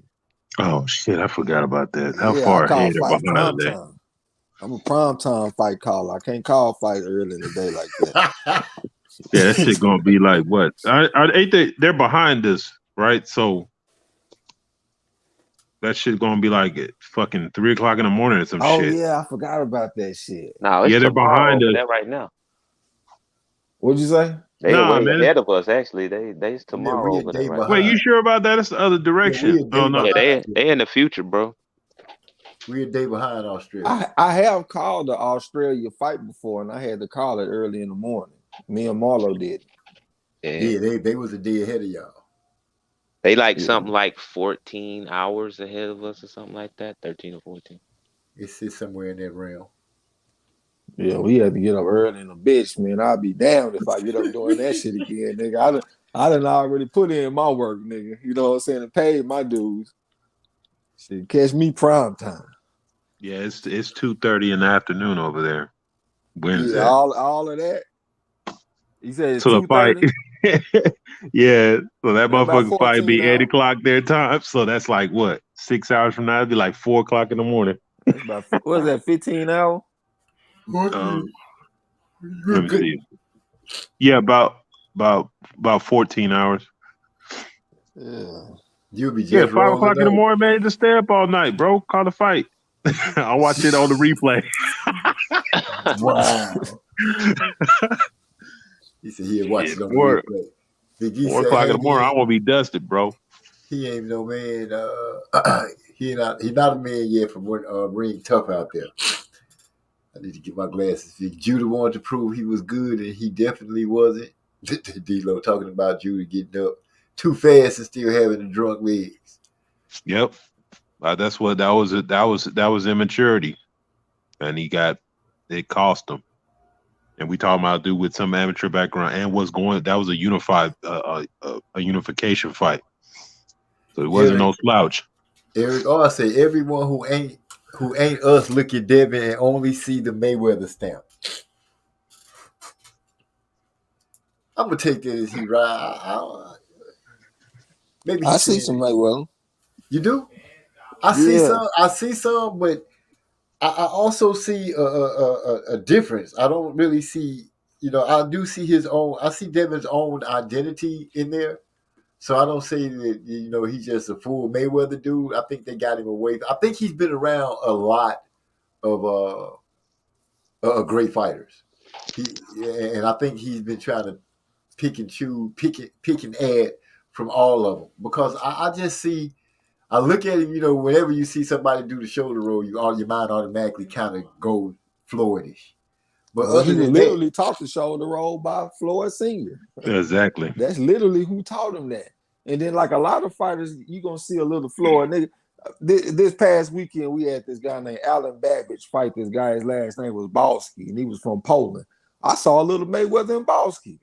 Roll the right hand, come back with the right hand and shit. I said, this motherfucker think he Mayweather out here. You know what I'm saying? Like, I just be seeing little bits and pieces everywhere. But I definitely do see it in Haney, man. One of his best wins from him, for me, is his win against Alfredo Santiago. He had over 100 amateur fights. And Devin Haney was rolling that right hand and coming back with the 6 and coming back with the hook. And he dropped that motherfucker with this shit. Looked just like some Mayweather shit, but with power, Well, I ain't going to say Mayweather didn't have power. Just, I don't really associate that with Devin, you know what I'm saying? But he did a Mayweather move and put some power with it, and he dropped his opponent, you know what I'm saying? So, yeah, I see a little bit of Mayweather in the style. Yeah, I remember that Santiago fight because that was supposed to be some showcase with Devin, but they chose the wrong opponent for that shit. Exactly, because that was on the Jake Paul undercard, and that was supposed to get Devin some new fans, his like in his age bracket type shit. Yeah. Damn. Yeah, it's supposed to be a showcase fight. And they go get a motherfucker that's like 120 and 10 or a something. legitimate fighter and shit. Yeah. They didn't get Joe Blow from Montana. Yeah, they supposed to go get Rod Salka or somebody. And Where's the Salka brothers? And the dude had long reach and had some pretty long legs and shit. You know what I'm saying? So yeah, that was just a blunder. They went and got Don Flamenco. They were supposed to get Glass Joe. Yeah. Square business. Yeah. No, that's that was that shit on the zone. That's that bad matchmaking they got. They're trash at matchmaking. Like, it's just they don't know what the fuck they doing. Now, if that had been on PBC, I would have known that was intentional because they always throw your ass to the wolves over there. I don't know. That's the zone. They doing the American takeover in boxing. Pretty soon, everybody gonna be watching the zone. Trey gonna be calling fights from the zone. Shit, nigga, I'm roaching the shit out of the zone on Duquesne account right now. I swear to God, I'll be sitting over here thinking like, man, I need to get this nigga about $40 or something because I'm over here watching this shit. And I'll be like, man, I don't be wanting to get these hoes no money, man. Well, I'm about to throw my nigga something for that shit. I was gonna give him 50, but then I said, man, I can't give him 50 because I ain't got 50% of the control of the account. I said, I'm gonna give this nigga $40. And that should be fair. Hey, man, you know what I'm saying? Because a nigga thinking about you, but at the same time, you got control of the account, my brother. I think that's fair. Fair is fair, bro. Shit, I gave it to you for free, brother. Oh man. Well, shit, if you trying to say it can stay free, hell, I ain't gonna argue with you now. And with that note, D-Lo says, Hypey said many fighters get up too early from knockdowns and attempt to convince everyone, including themselves, that the knockdown was a flash. Boxers are liars in and out the ring. Yeah, they just like that dude. What's Trevor Burbick? That's that Trevor Burbick shit. You done got your ass hit hard the bitch against Tyson, and then you jumping up and falling down and shit, trying to show everybody that you ain't hurt. And that's the same thing that Kubrat Pulev be doing. You drop Pulev got to jump up fast and show everybody like, nah, that wasn't nothing. That was just a flash knockdown. Like, bro, you was hurt for real, man. Look at you still doing the stanky leg right now, man. Stay on your knee for a few seconds and get right before you get up, bro. That's what the veterans do. Sean Porter jumps his ass up instantly whenever he hit the canvas. He wanted to let you know, I'm all right. I'm gonna miss old Porter not being out there bulldogging people. He said he might make a comeback though. For real? Yeah, against Thurman next week. No, it's fine. He gonna come back as a gatekeeper, finish being a gatekeeper for a little while. Nah, I think he need to hang him up, man. Unless he gonna go out there and beat up on newbies or something. Like, what you gonna do, bro? Like, I don't understand. Like that kind of halfway in, halfway out thing, man. That just leads to disaster. Yeah. It sounded like he was saying, like, if it's a good money opportunity, he'll take it. Oh, he finna turn into that guy. You know? Just leave them youngsters alone. Leave Jerron Ennis and all that alone. Stan Jonas, but you come out here and get sent to the hospital for real. Yeah. Yo, that Stan Jonas fight in Porter's prime would have been a monster, though. Yeah. That'd been a war. I'm high on Stan Jonas, man. I'm ready for him to get these young pups to start duking it out a little bit. Because 147 to revitalize itself, even after we get past this next series, man. There's a lot of fighters in 147. Yeah, it's gonna be cracking for a second. I think. You know, I'm ready to, after the earlier move out the way. I'm ready to see Boots and the rest of those boys doing their thing. Hey, how y'all think a fighter look against Stan Jonas and Virgil Ortiz? Virgil Ortiz against Stan Jonas? Yeah. Ooh, that's a good ass fight, man. Man. Both of them got good jabs, man. Stan Jonas surprised me with his jab against Butayev. That was like the punch of the fight. Keep your hands up good. Go to the body. It's real strong. I think he's stronger than Ortiz because Ortiz has fought as low as 140 pounds. Stan Jonas ain't never fought at 140. So I think he's a naturally bigger man. So if they stand and bang and go to the body and shit, I think that's going to give Stan Jonas the advantage. Both of them decorated amateurs. You got one of them that was 140 and 20, and the other one was 141 and 19. So that's like a push down there. Yep. But one of them did go to the Olympics.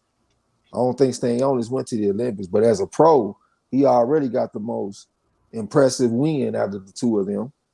I think I have to go towards Stan Jonas, bro. And then I don't know what's going on with Ortiz in his body. Like, what the fuck happened to that nigga in his last fight?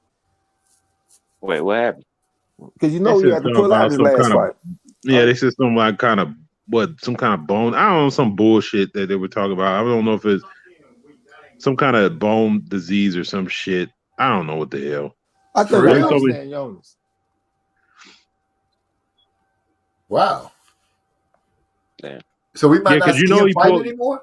No, he's gonna fight again, but see, man, this is the thing about it, because there's so much conjecture and they ain't forthcoming about the situation. But they said he had something going on with him that he had to pull out the fight. But then I also heard people that he wasn't on weight. I heard a bunch of shit. So I mean, I don't know. Who y'all lean towards in the fight? Man, I got Stan Jonas on that fight, bro. Yeah, I'm just sorry. After that last fight, man, I think a lot of people picked against Stan Jonas in that fight. We all did. He was a 5-1 underdog. Nah, I actually picked Stan Jonas in that. Oh yeah, you was one of the rare ones though. Yeah, because the thing about it is I had seen him in that last match, and to be honest, I thought it was going to be like a split decision win for him, but he was extremely. I think, like you said, I think he has the best fight on the record. I think his chin is granite. I think he got good boxing skills, and like you said, if it goes to a war situation, I think he beat Ortiz up. I think it'll be a battle and it'll be a close fight, but I think he wins like 7-5. Yeah, that's my very first champ, Ross. I picked the draw in that fight. Yeah, but I didn't think I didn't think Butayev was gonna allow himself to lose, and I didn't think Stanionis was gonna be able to win, but prove me wrong. I Go thought ahead. I was just gonna say I thought Butayev had more tools. Yeah. But who you But think was gonna win though out of Stanionis and Ortiz if they was a fight? Yeah, I had to go with Stanionis myself.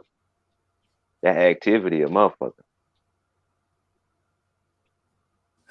Damn right. It's one of the best fights, man. That's period. Like that to me, that's one of the best fights they can make with them young dudes. Oh yeah. I mean, and again, go ahead and start clearing out some of these dudes out the way, man, because it's starting to get thick.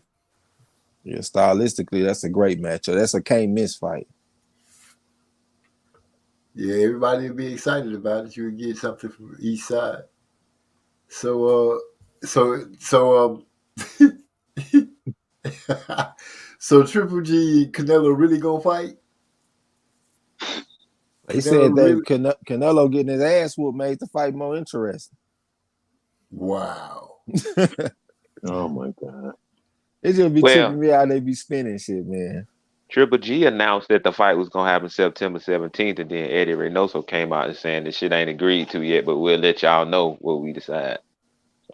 Yeah, that means they gonna decide to Right. It's already done, man. That sounds too damn right. September is his fight month. Exactly. That like September I'm 17th. sorry, man. Yo, Triple G and them, and like because they got to put up the bravado that he wants some Bivol rematch. You know, he got to kind of he wants to go back in there. He's a warrior. He's gonna go in there. Come on, I thought you going toe to toe. You know, all that bullshit. And then next thing they'll be like, oh, we couldn't decide on nothing, or some kind of bullshit story or leak that Bivol was upset he didn't get paid, or some crap going to happen. Triple G is going to be the next fight, and that's a clown fest. Triple G so far past his good day. I hope Canelo go ahead and knock him out and end it all over, but that's not going to happen. It'd be funny that old man go out there and sleep Canelo. If that shit happen, man, that'll be probably the first time I ever be like, damn, I don't mind Triple G so much. Hey man, I would be happy if Earl and Crawford announced they fight in September and beat them to the punch. Because that's the month I want them to fight too, bro. Straight up. I'm sorry about that. My birthday. Yeah, because I feel like Canelo lost a little steam with that. They y'all know me, I don't really be knowing too good, but they said that the numbers wasn't too good for Canelo. And nope. I feel like he lost a little steam taking a loss like that, man. A lot of his fans got embarrassed, man. Do y'all know how much shit these folks been talking? And they had to sit up there and eat that crow like that. I think that he lost some steam, and I feel like a Crawford and Spence fight would be even more formidable towards his ass right now if they was in the same month. Yeah, them motherfuckers is so embarrassed and taking that fight so hard. Like I seen an interview where I forgot who that announcer is, but they were trying to tell him that Crawford was number one and Canelo lost, and they were like, he was like, if Crawford and Errol Spence don't fight each other, they're cowards. It was just like also crybaby. Like I'm like, you talking about from the Spanish news? Yeah, this motherfucker was trying like niggas like y'all some bullshit, man. Like it was just like it was sad. So mad. Yeah, he was so hot, man. These motherfuckers still got crow in their shoelaces, bro. Like they so fucking salty about like they're delusional about it. Or even what's that I don't know, one of these little boxing channels, he was still trying to say that Canelo's not like it's just sad. It's like I said, I think that would be the power play. That's why I kept thinking. I'm like, Canelo lost. They might as well take that September date. That would be the perfect timing for that fight. That was the only thing holding it from being in September. Go ahead and just steal that stone. Nobody gonna watch it. Canelo's own fans don't want to watch him fight Triple G in September. Man, get out of here. They need to go ahead and steal that date, like you said. Power play would be for the PBC to do something like that. And Canelo took a hit. In my opinion, he took a hit because he fought on his own. People wasn't checking to go and try to pay for no new app and then pay. What was it? How much was it for that fight? $50? $50 if you already got the app. So it was more than $50.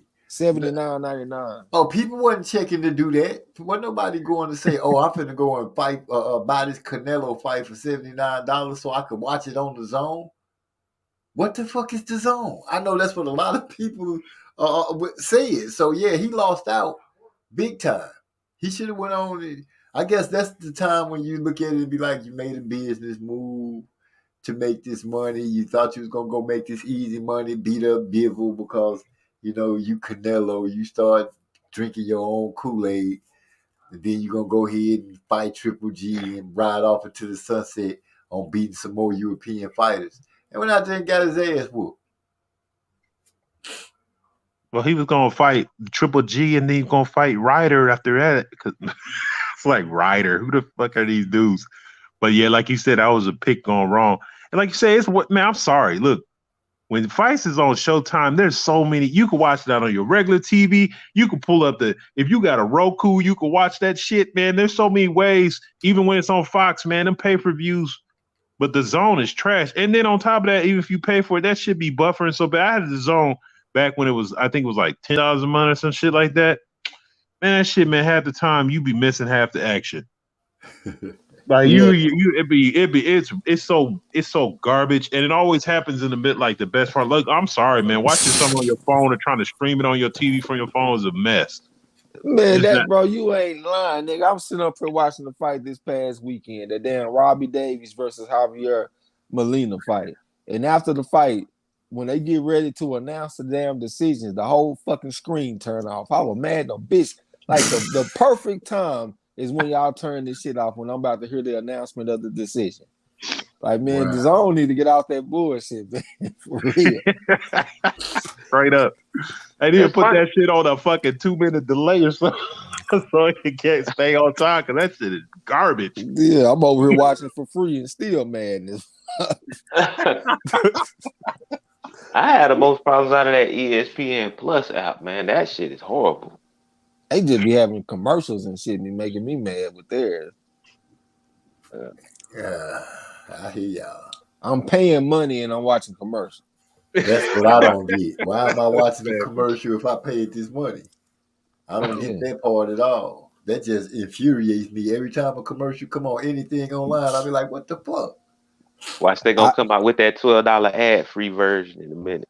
Yeah, I even pay for YouTube because I hate commercials. Yeah, I ain't gonna lie, I pay for the YouTube too because them commercials, if you don't pay for the YouTube, them commercials come every 20 damn seconds. You be like, and there be some shit I'm not even interested. At least show me the shit that I want to buy. I did get to watch that movie from a YouTube movie, the little rap dude, the little white boy that was he had the little friends, he was rapping, he started battle rapping. He was killing people, but he turned into an asshole.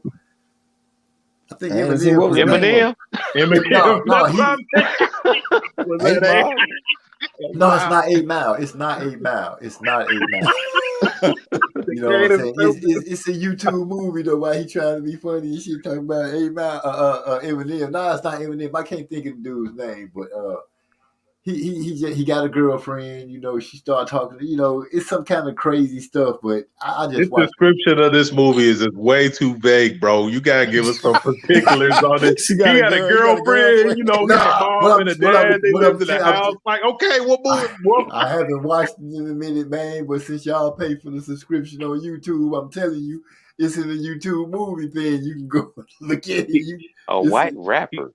White boy Rio in the morning. No, not white boy He put both his shoes on at the same time. The dude is like in school. It starts off like he narrating the story. He telling you about how he going through school and all the different problems, and he falls into the world of battle rap, and he turned into a cold ass dude in the battle rap while he's still trying to go to college. Is it called Bodied? That's it. Okay, I see it right now.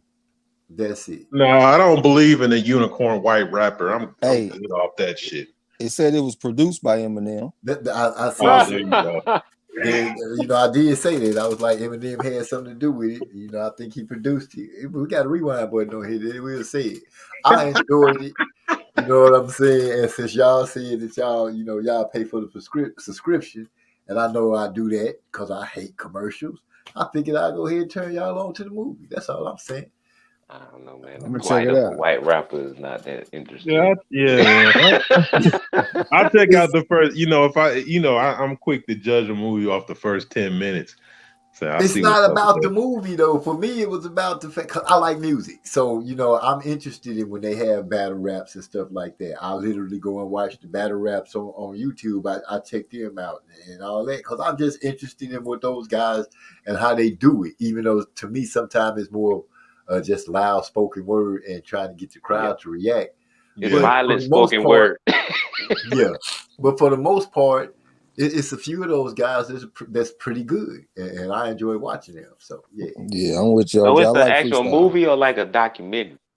It's a that movie. body is a movie. The body is a movie, and when you look at it, you're gonna be like, okay, I see what he's talking about. Unless you just go in there with hate in your eyes already. Right. Hate in You're your not trying to soul. hear nothing about no white rapper. Yeah, I used that to part. watch Smack DVD. I used to get into that battle rap. Yeah, Like this that's what I watch Smack too. That's what I'm talking about. But Yeah. they got a channel now called Caffeine or something that they do. Oh So yeah. yeah, battle rap. They didn't really did their thing on it. I look at those guys and be like, man, I'm proud of them because they're a black movement and they doing their thing. What's the K Shine guy and I can't remember his homeboy. K Shine, that dude is the truth. And, I'm not they gonna- had got so good till they made it on ESPN. Him and his boy. I can't remember the other dude name. The other dude is better than K Shine, in my opinion. They both go hard as a team. But yeah, I know you're right. They are, but they was on they had made it all the way to ESPN. Those two. Damn. Yeah, I'm cool with that. So some of the more mainstream ones that became more mainstream, like Charlie Chips and them dudes, like Charlie what I mean? Charlie Clips Charlie and Clips, Hitman Holla. Charlie I'm Chips. wrong with- Yeah, they work for I'm with bad. Nick Cannon on Wild and Out.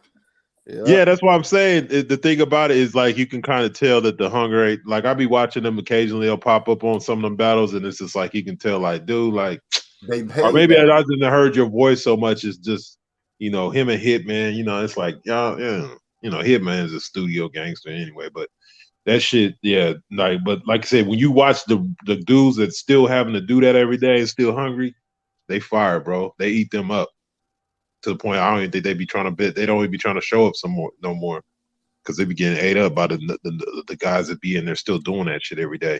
Yeah, I used to watch that shit. I used to like Hollow the Don, A-Verb, and Arsenal. Okay, Arsenal go hard. Hollow the Don, the dude from Houston, he go hard. A-Verb, I'm still kind of iffy on him. I like the old A-Verb though. Okay. And Hollow the Don when he was wearing the hoodie.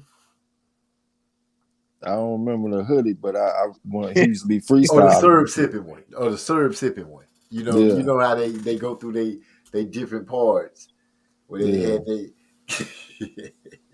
I remember I started watching that shit when Murder Mook was doing his thing. I remember that nigga said, "Don't make the snub nose sneeze at you." I said, "Oh, this nigga finna be the one." That nigga. Boy, he went back on that one. Murder Mook was the man. What's his homeboy name? The one that be saying beloved and all this shit. I can't think of his name. I don't even know why we turned the corner on that. I can't think of his cat name for nothing. That's how impressed with him I am. Not. But they love him. And a few of them niggas was on 106 in Park Freestyle Friday back in the day, like Hollow the Don and shit. Yeah, it gave them some avenues. I'm just trying to figure out what could it be that's not letting them just make that break and their connection because they part of the hip hop culture. I'm just figuring out why their avenue hasn't been tapped into like you would think. I have seen Eminem in some of the battles. I've seen Drake in some of the battles. I've seen Busta Rhymes in some of the battles. So I'm like, it's big enough to call in some stars, but why haven't that road opened up for those boys quite yet? Because a lot of that shit, man, a lot of those dudes, and it's maybe this is me generalized because some of them have had albums. I think Arsenal had. For some reason, a lot of times freestyle and battle rap does not translate into album hits very well. Yeah. Like they're good like whatever, it's like literally like, nigga, you just gonna have flow. Where's the hook? I mean, a lot of rap now, especially now for mainstream, isn't really based on your lyrical ability. It's like if you got a hook, good beat, this, that, and the third. So a lot of them dudes just don't fall in line with that. Plus, they're pushing a certain agenda with the rap game nowadays. If you notice, you know what I'm Hip hop saying? is about melody and songcraft. I mean, just because you can put some words together don't mean you got that. Yeah, you gotta be able to make a hit song. There you You Yeah, know go. what I'm saying? Like, musicality is what they call it. You know what I'm Cause saying? and they feel they hold their own. Like we already saw Eminem go against MC Juice, and that was a mismatch. They be talking about how good Eminem is. You could put him against somebody like Blind Fury, and that's a mismatch. Like when it comes to their arena, they are the kings of that shit. MC Right. Supernatural and all the motherfuckers. Them my favorites, MC Juice and MC Supernatural. When it comes to their field, you can't fuck with them, but they can't necessarily make hit songs though. Yeah, Right. Okay. yeah. It doesn't I was just necessarily having a problem transition to because I'm the like, come studio. on now. Well, you know, that's with the hip hop. You know, I'll be like, dude, you have to open your mind up and be like, hey, I'm not just looking to make a hit song. I'm looking to make a hit jingle. I'm looking to make a hit commercial for somebody. You know, they have to think like that because when you think about it, every commercial or something that's really trying to catch your attention, they have a hot little beat to it or try to get some little rap to it. Even the white people be doing it now. Excuse me for throwing it out there like that, but it's true. Yeah, but you know, like Hitman Holler and them and Charlie Chips got like those what kind of tapes? Damn, I lost the words, but Keep calling that man Charlie Chips, man. I'm sitting here like in my Charlie mind, Clips, like, my dang. bad. It's just because that nigga's fat, and I be like, whatever. But you know what I'm saying? So nah, but you hear their fucking songs, they're trash, dude. Like it's like they're just not good. They just look, man. I think as a rapper, you not only gotta have lyrical skill, you gotta be a performer, man. You gotta have something that gravitates. You gotta have a certain charisma and being able to rap. That's why motherfuckers, some people become writers and shit, but their songs suck. Like the energy is not. It's like, damn, this stuff is trash. Like nigga, you can flow, but like your ability to produce an album is no good. And Like then Fat look, Bolus. sometimes the battle rappers can make a decent song, like Cassidy. I thought Cassidy made some decent music, but it sounded like a battle in the damn song. It sounded like he battling against somebody. He talking about what he do to rappers and all this shit every fucking line. And that kind of got me thinking about J. Cole, because J. Cole got this song that I ain't never heard. I just heard him rapping on a YouTube short. And he was talking about some rapper, and he was saying that how his fans is gonna grow up and all that bullshit. And hold on, he said your fans is gonna grow up and they gonna be too old for that bullshit that made you blow up. So he basically saying that this guy's fans is gonna outgrow his music. And when it comes to battle rapping, that's something that can easily happen. I know we sitting up here talking about how we enjoy it, but I ain't listened to that shit in years. And I would expect, like most people that were listening to it back when I was listening to it, go on mute, King. I know that's you over there typing.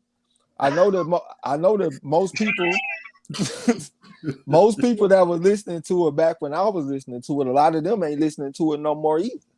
But it's certain artists that even as you grow up, their music is still relevant to you. And it's gonna be hard for a battle rapper to capture that. Yeah, I can see that unless he really opens up himself and go with it. Yeah, he's You gonna have don't to want transform stars himself to like a J. Cole type motherfucker, somebody that can grow with you. You know what I'm saying? right. And well, Hyphy said you don't want stars in battle rap. The more mainstream it gets, the more watered down the battle rap culture becomes. Hyphy, you know what you know about that You're battle right, rap? man, because it's kind of like it's sort of like that type of thing that you like a cult follower type thing. But like Treg says, like he right, we name it when we listen to it. But shit, them motherfuckers that we thinking about are the best, probably been out the game for a long time now. We don't really like. I can't remember last time I watched some of that stuff. And I mean, there was a time I would be watching that stuff every other day. I feel you. I can't even remember last time I watched one.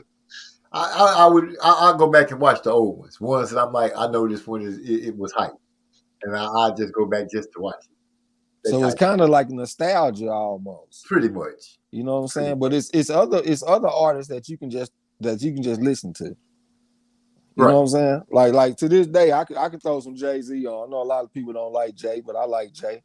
I'll probably be able to listen to Jake for a long time. You know what I'm saying? Because Right. his music ain't as basic as some of the concepts that I hear people talking about. He ain't just rapping about taking drugs and all that kind of shit. There's a little bit more to it, a little bit more substance to it. 100. That's that Kendrick shit. I remember I got a partner down here. He had put a bar off in a rap song. He was talking about how he pick up his son every day and they ain't never late. I thought that was a powerful ass bar. Like, you got people talking about different bullshit, and this nigga rapping about how he always there to pick up his son and he ain't never late. I was like, yeah, that's play up, man. That's grown man type sounding shit. You know what I'm saying? Right. But see, I can you listen appreciate for that. You listen for that. You're right about like- people evolving, like becoming mature in their rap. Like you shouldn't be still rapping about the same shit. You know, people make fun of Outkast word, but you probably should be rapping about the same shit that was going in your 20s and you fucking 30 and 40 years old. It's like at some point in time, there's an evolution in your life, so you will be talking about different shit. And I can respect that because it's unrealistic that I'm like, yo, nigga, you still in the trap house and you 40 years old? You did something wrong, bro. Like straight up. So, Ali said, if 5 years from now, if you still doing the same shit, you just wasted 5 years of your life. Yeah, I mean, but some people say, you know, it's like it's fictional. They just, you know, providing a product for the fan, like Pusha T. You know, he's still rapping about coke and all this shit, but you know, I think people understand that shit is fictional. He ain't really doing it. Because you do have some people that just enjoy that kind of music. I know some cats that just if it ain't about the streets raw, this and that, I don't want to listen to it. I'm like, nigga, you 60. Hey, you know, unless it's like, hey, power. I thought Sugar Free doing some still, you know, he's still rapping that pimp shit. It's like, but I guess that's something different, though, you know. Yeah. Them folks got a lot of influence, man. Like, I thought about something earlier. Like, when we all was in school, in high school, right? Don't you know the motherfuckers that's down there in theater, in the drama department, that we think some nerds and ain't shit? Them folks is gonna have some of the most influence over your life than anybody. Think about all the fucking movies and shit that we watch. You know what I'm saying? Growing up and all of that, man. That shit has an influence on you. You know what I'm saying? I spent plenty of time in theater. Yeah, but for the most part, we don't gravitate towards that. Niggas ain't trying to be in theater. We trying to go to football, basketball, or something. You know what I'm saying? But and we look at them like, man, them goddamn thespians and shit, man, them motherfuckers some nerds.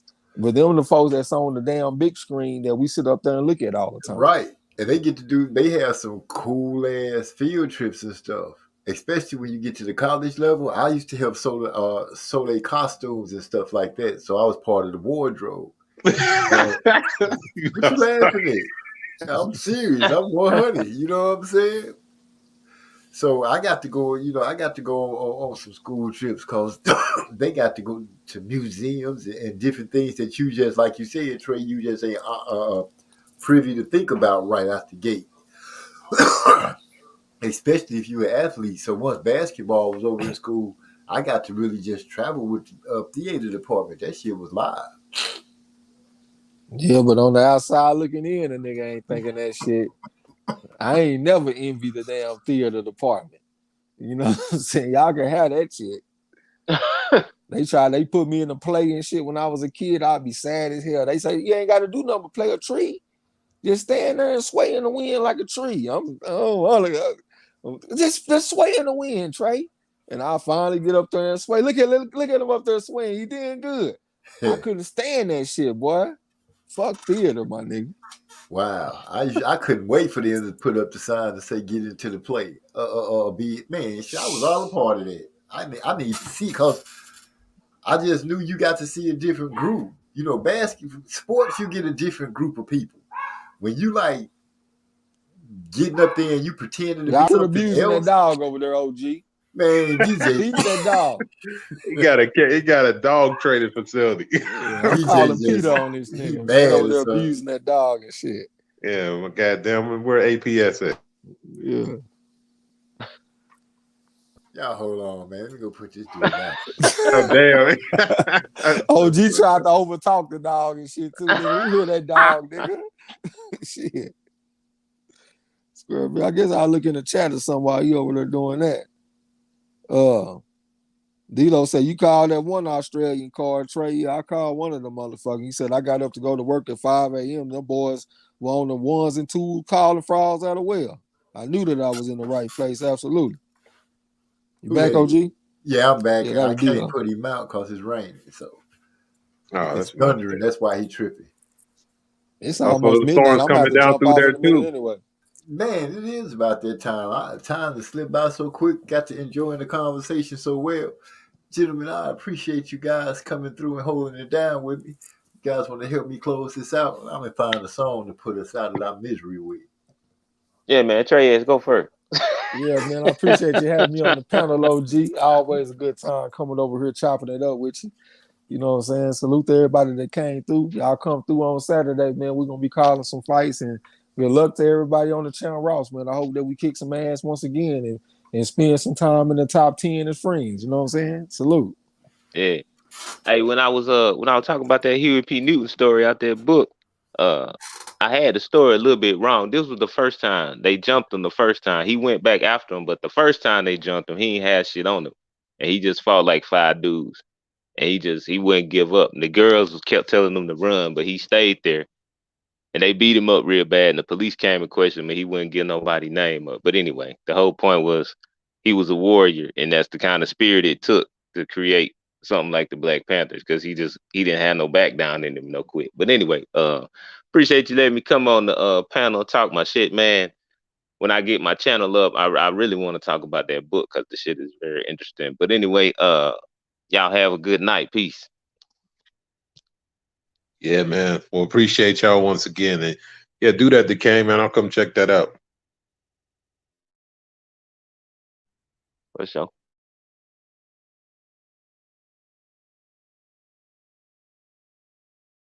Drop us a hit, OG. What's up?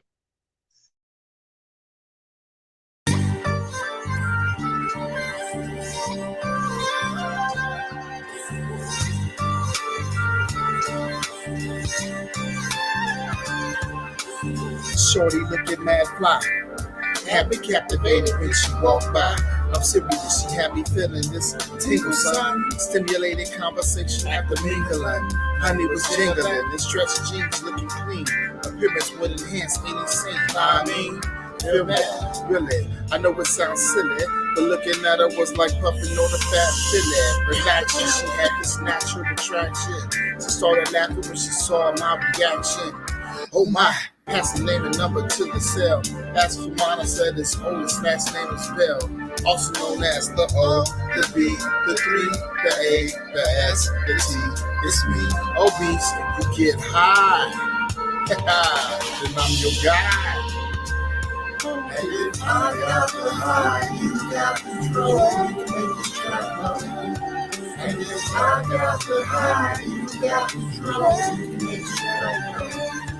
And if I got the high, you got control. You can make this track go. And if I got the high, you got control. You can make this track go. Met this honey from the other day. Nice hair, nice lady from all the way. She got the smooth skin and pretty eyes. And my tears open like Johnny singing lullabies. My, this is supposed she gave me butterflies. She told me she was into me and not those other guys. Oh yeah? I felt the rush, made a brother blush. And in my mind I thought of ways that I can make her gush. You gotta leave me with some drinks and then we hit the crib. We home alone and on the phone trying to reach the ribs. Digging like a girl from home, stroke away. From the first she couldn't keep her face poker tight. Mom in my lane. That's right. Watch you that damn pressure on the back, how you pull my hair. Ooh, just got my hair lit. Oh my God, I'm about to blow. And if I got the high, you got control. You can make this track go. And if I got the high, you got control. You can make this track go. And if I got the high, you got control. You can make this track go. And if I got the high, you got control. You can make this track go. I'm chilling in my room on this night. I got something tied up in the shower. Am I right? A friend in the negligee smiling and she rolling up. Every once in a while looking up, saying, girl, hurry up. She placed her gaze back up on me. and took a deep sign to say, I'm so home. You want a drink? I said, yeah. And while she walking to the table, she asked him what I think. I like the way your lips poke, I like she pout. And that ass got my little man shouting. She kinda giggled, oh, you like what you see? Before I can answer, I heard, hey, what about me? I turned around, she got a pose with no clothes, with her leg up on the chair, with her ass so exposed. She said, don't speak, just lay back on the bed. Said something about double hit. Yeah, you heard what she said. If I got the high, you got control, make this track. And yes, I got the high, you got control, make this track. And yes, I got the high, you got control, you can make this track flow. And yes, I got the high, you got control, you can make this track flow.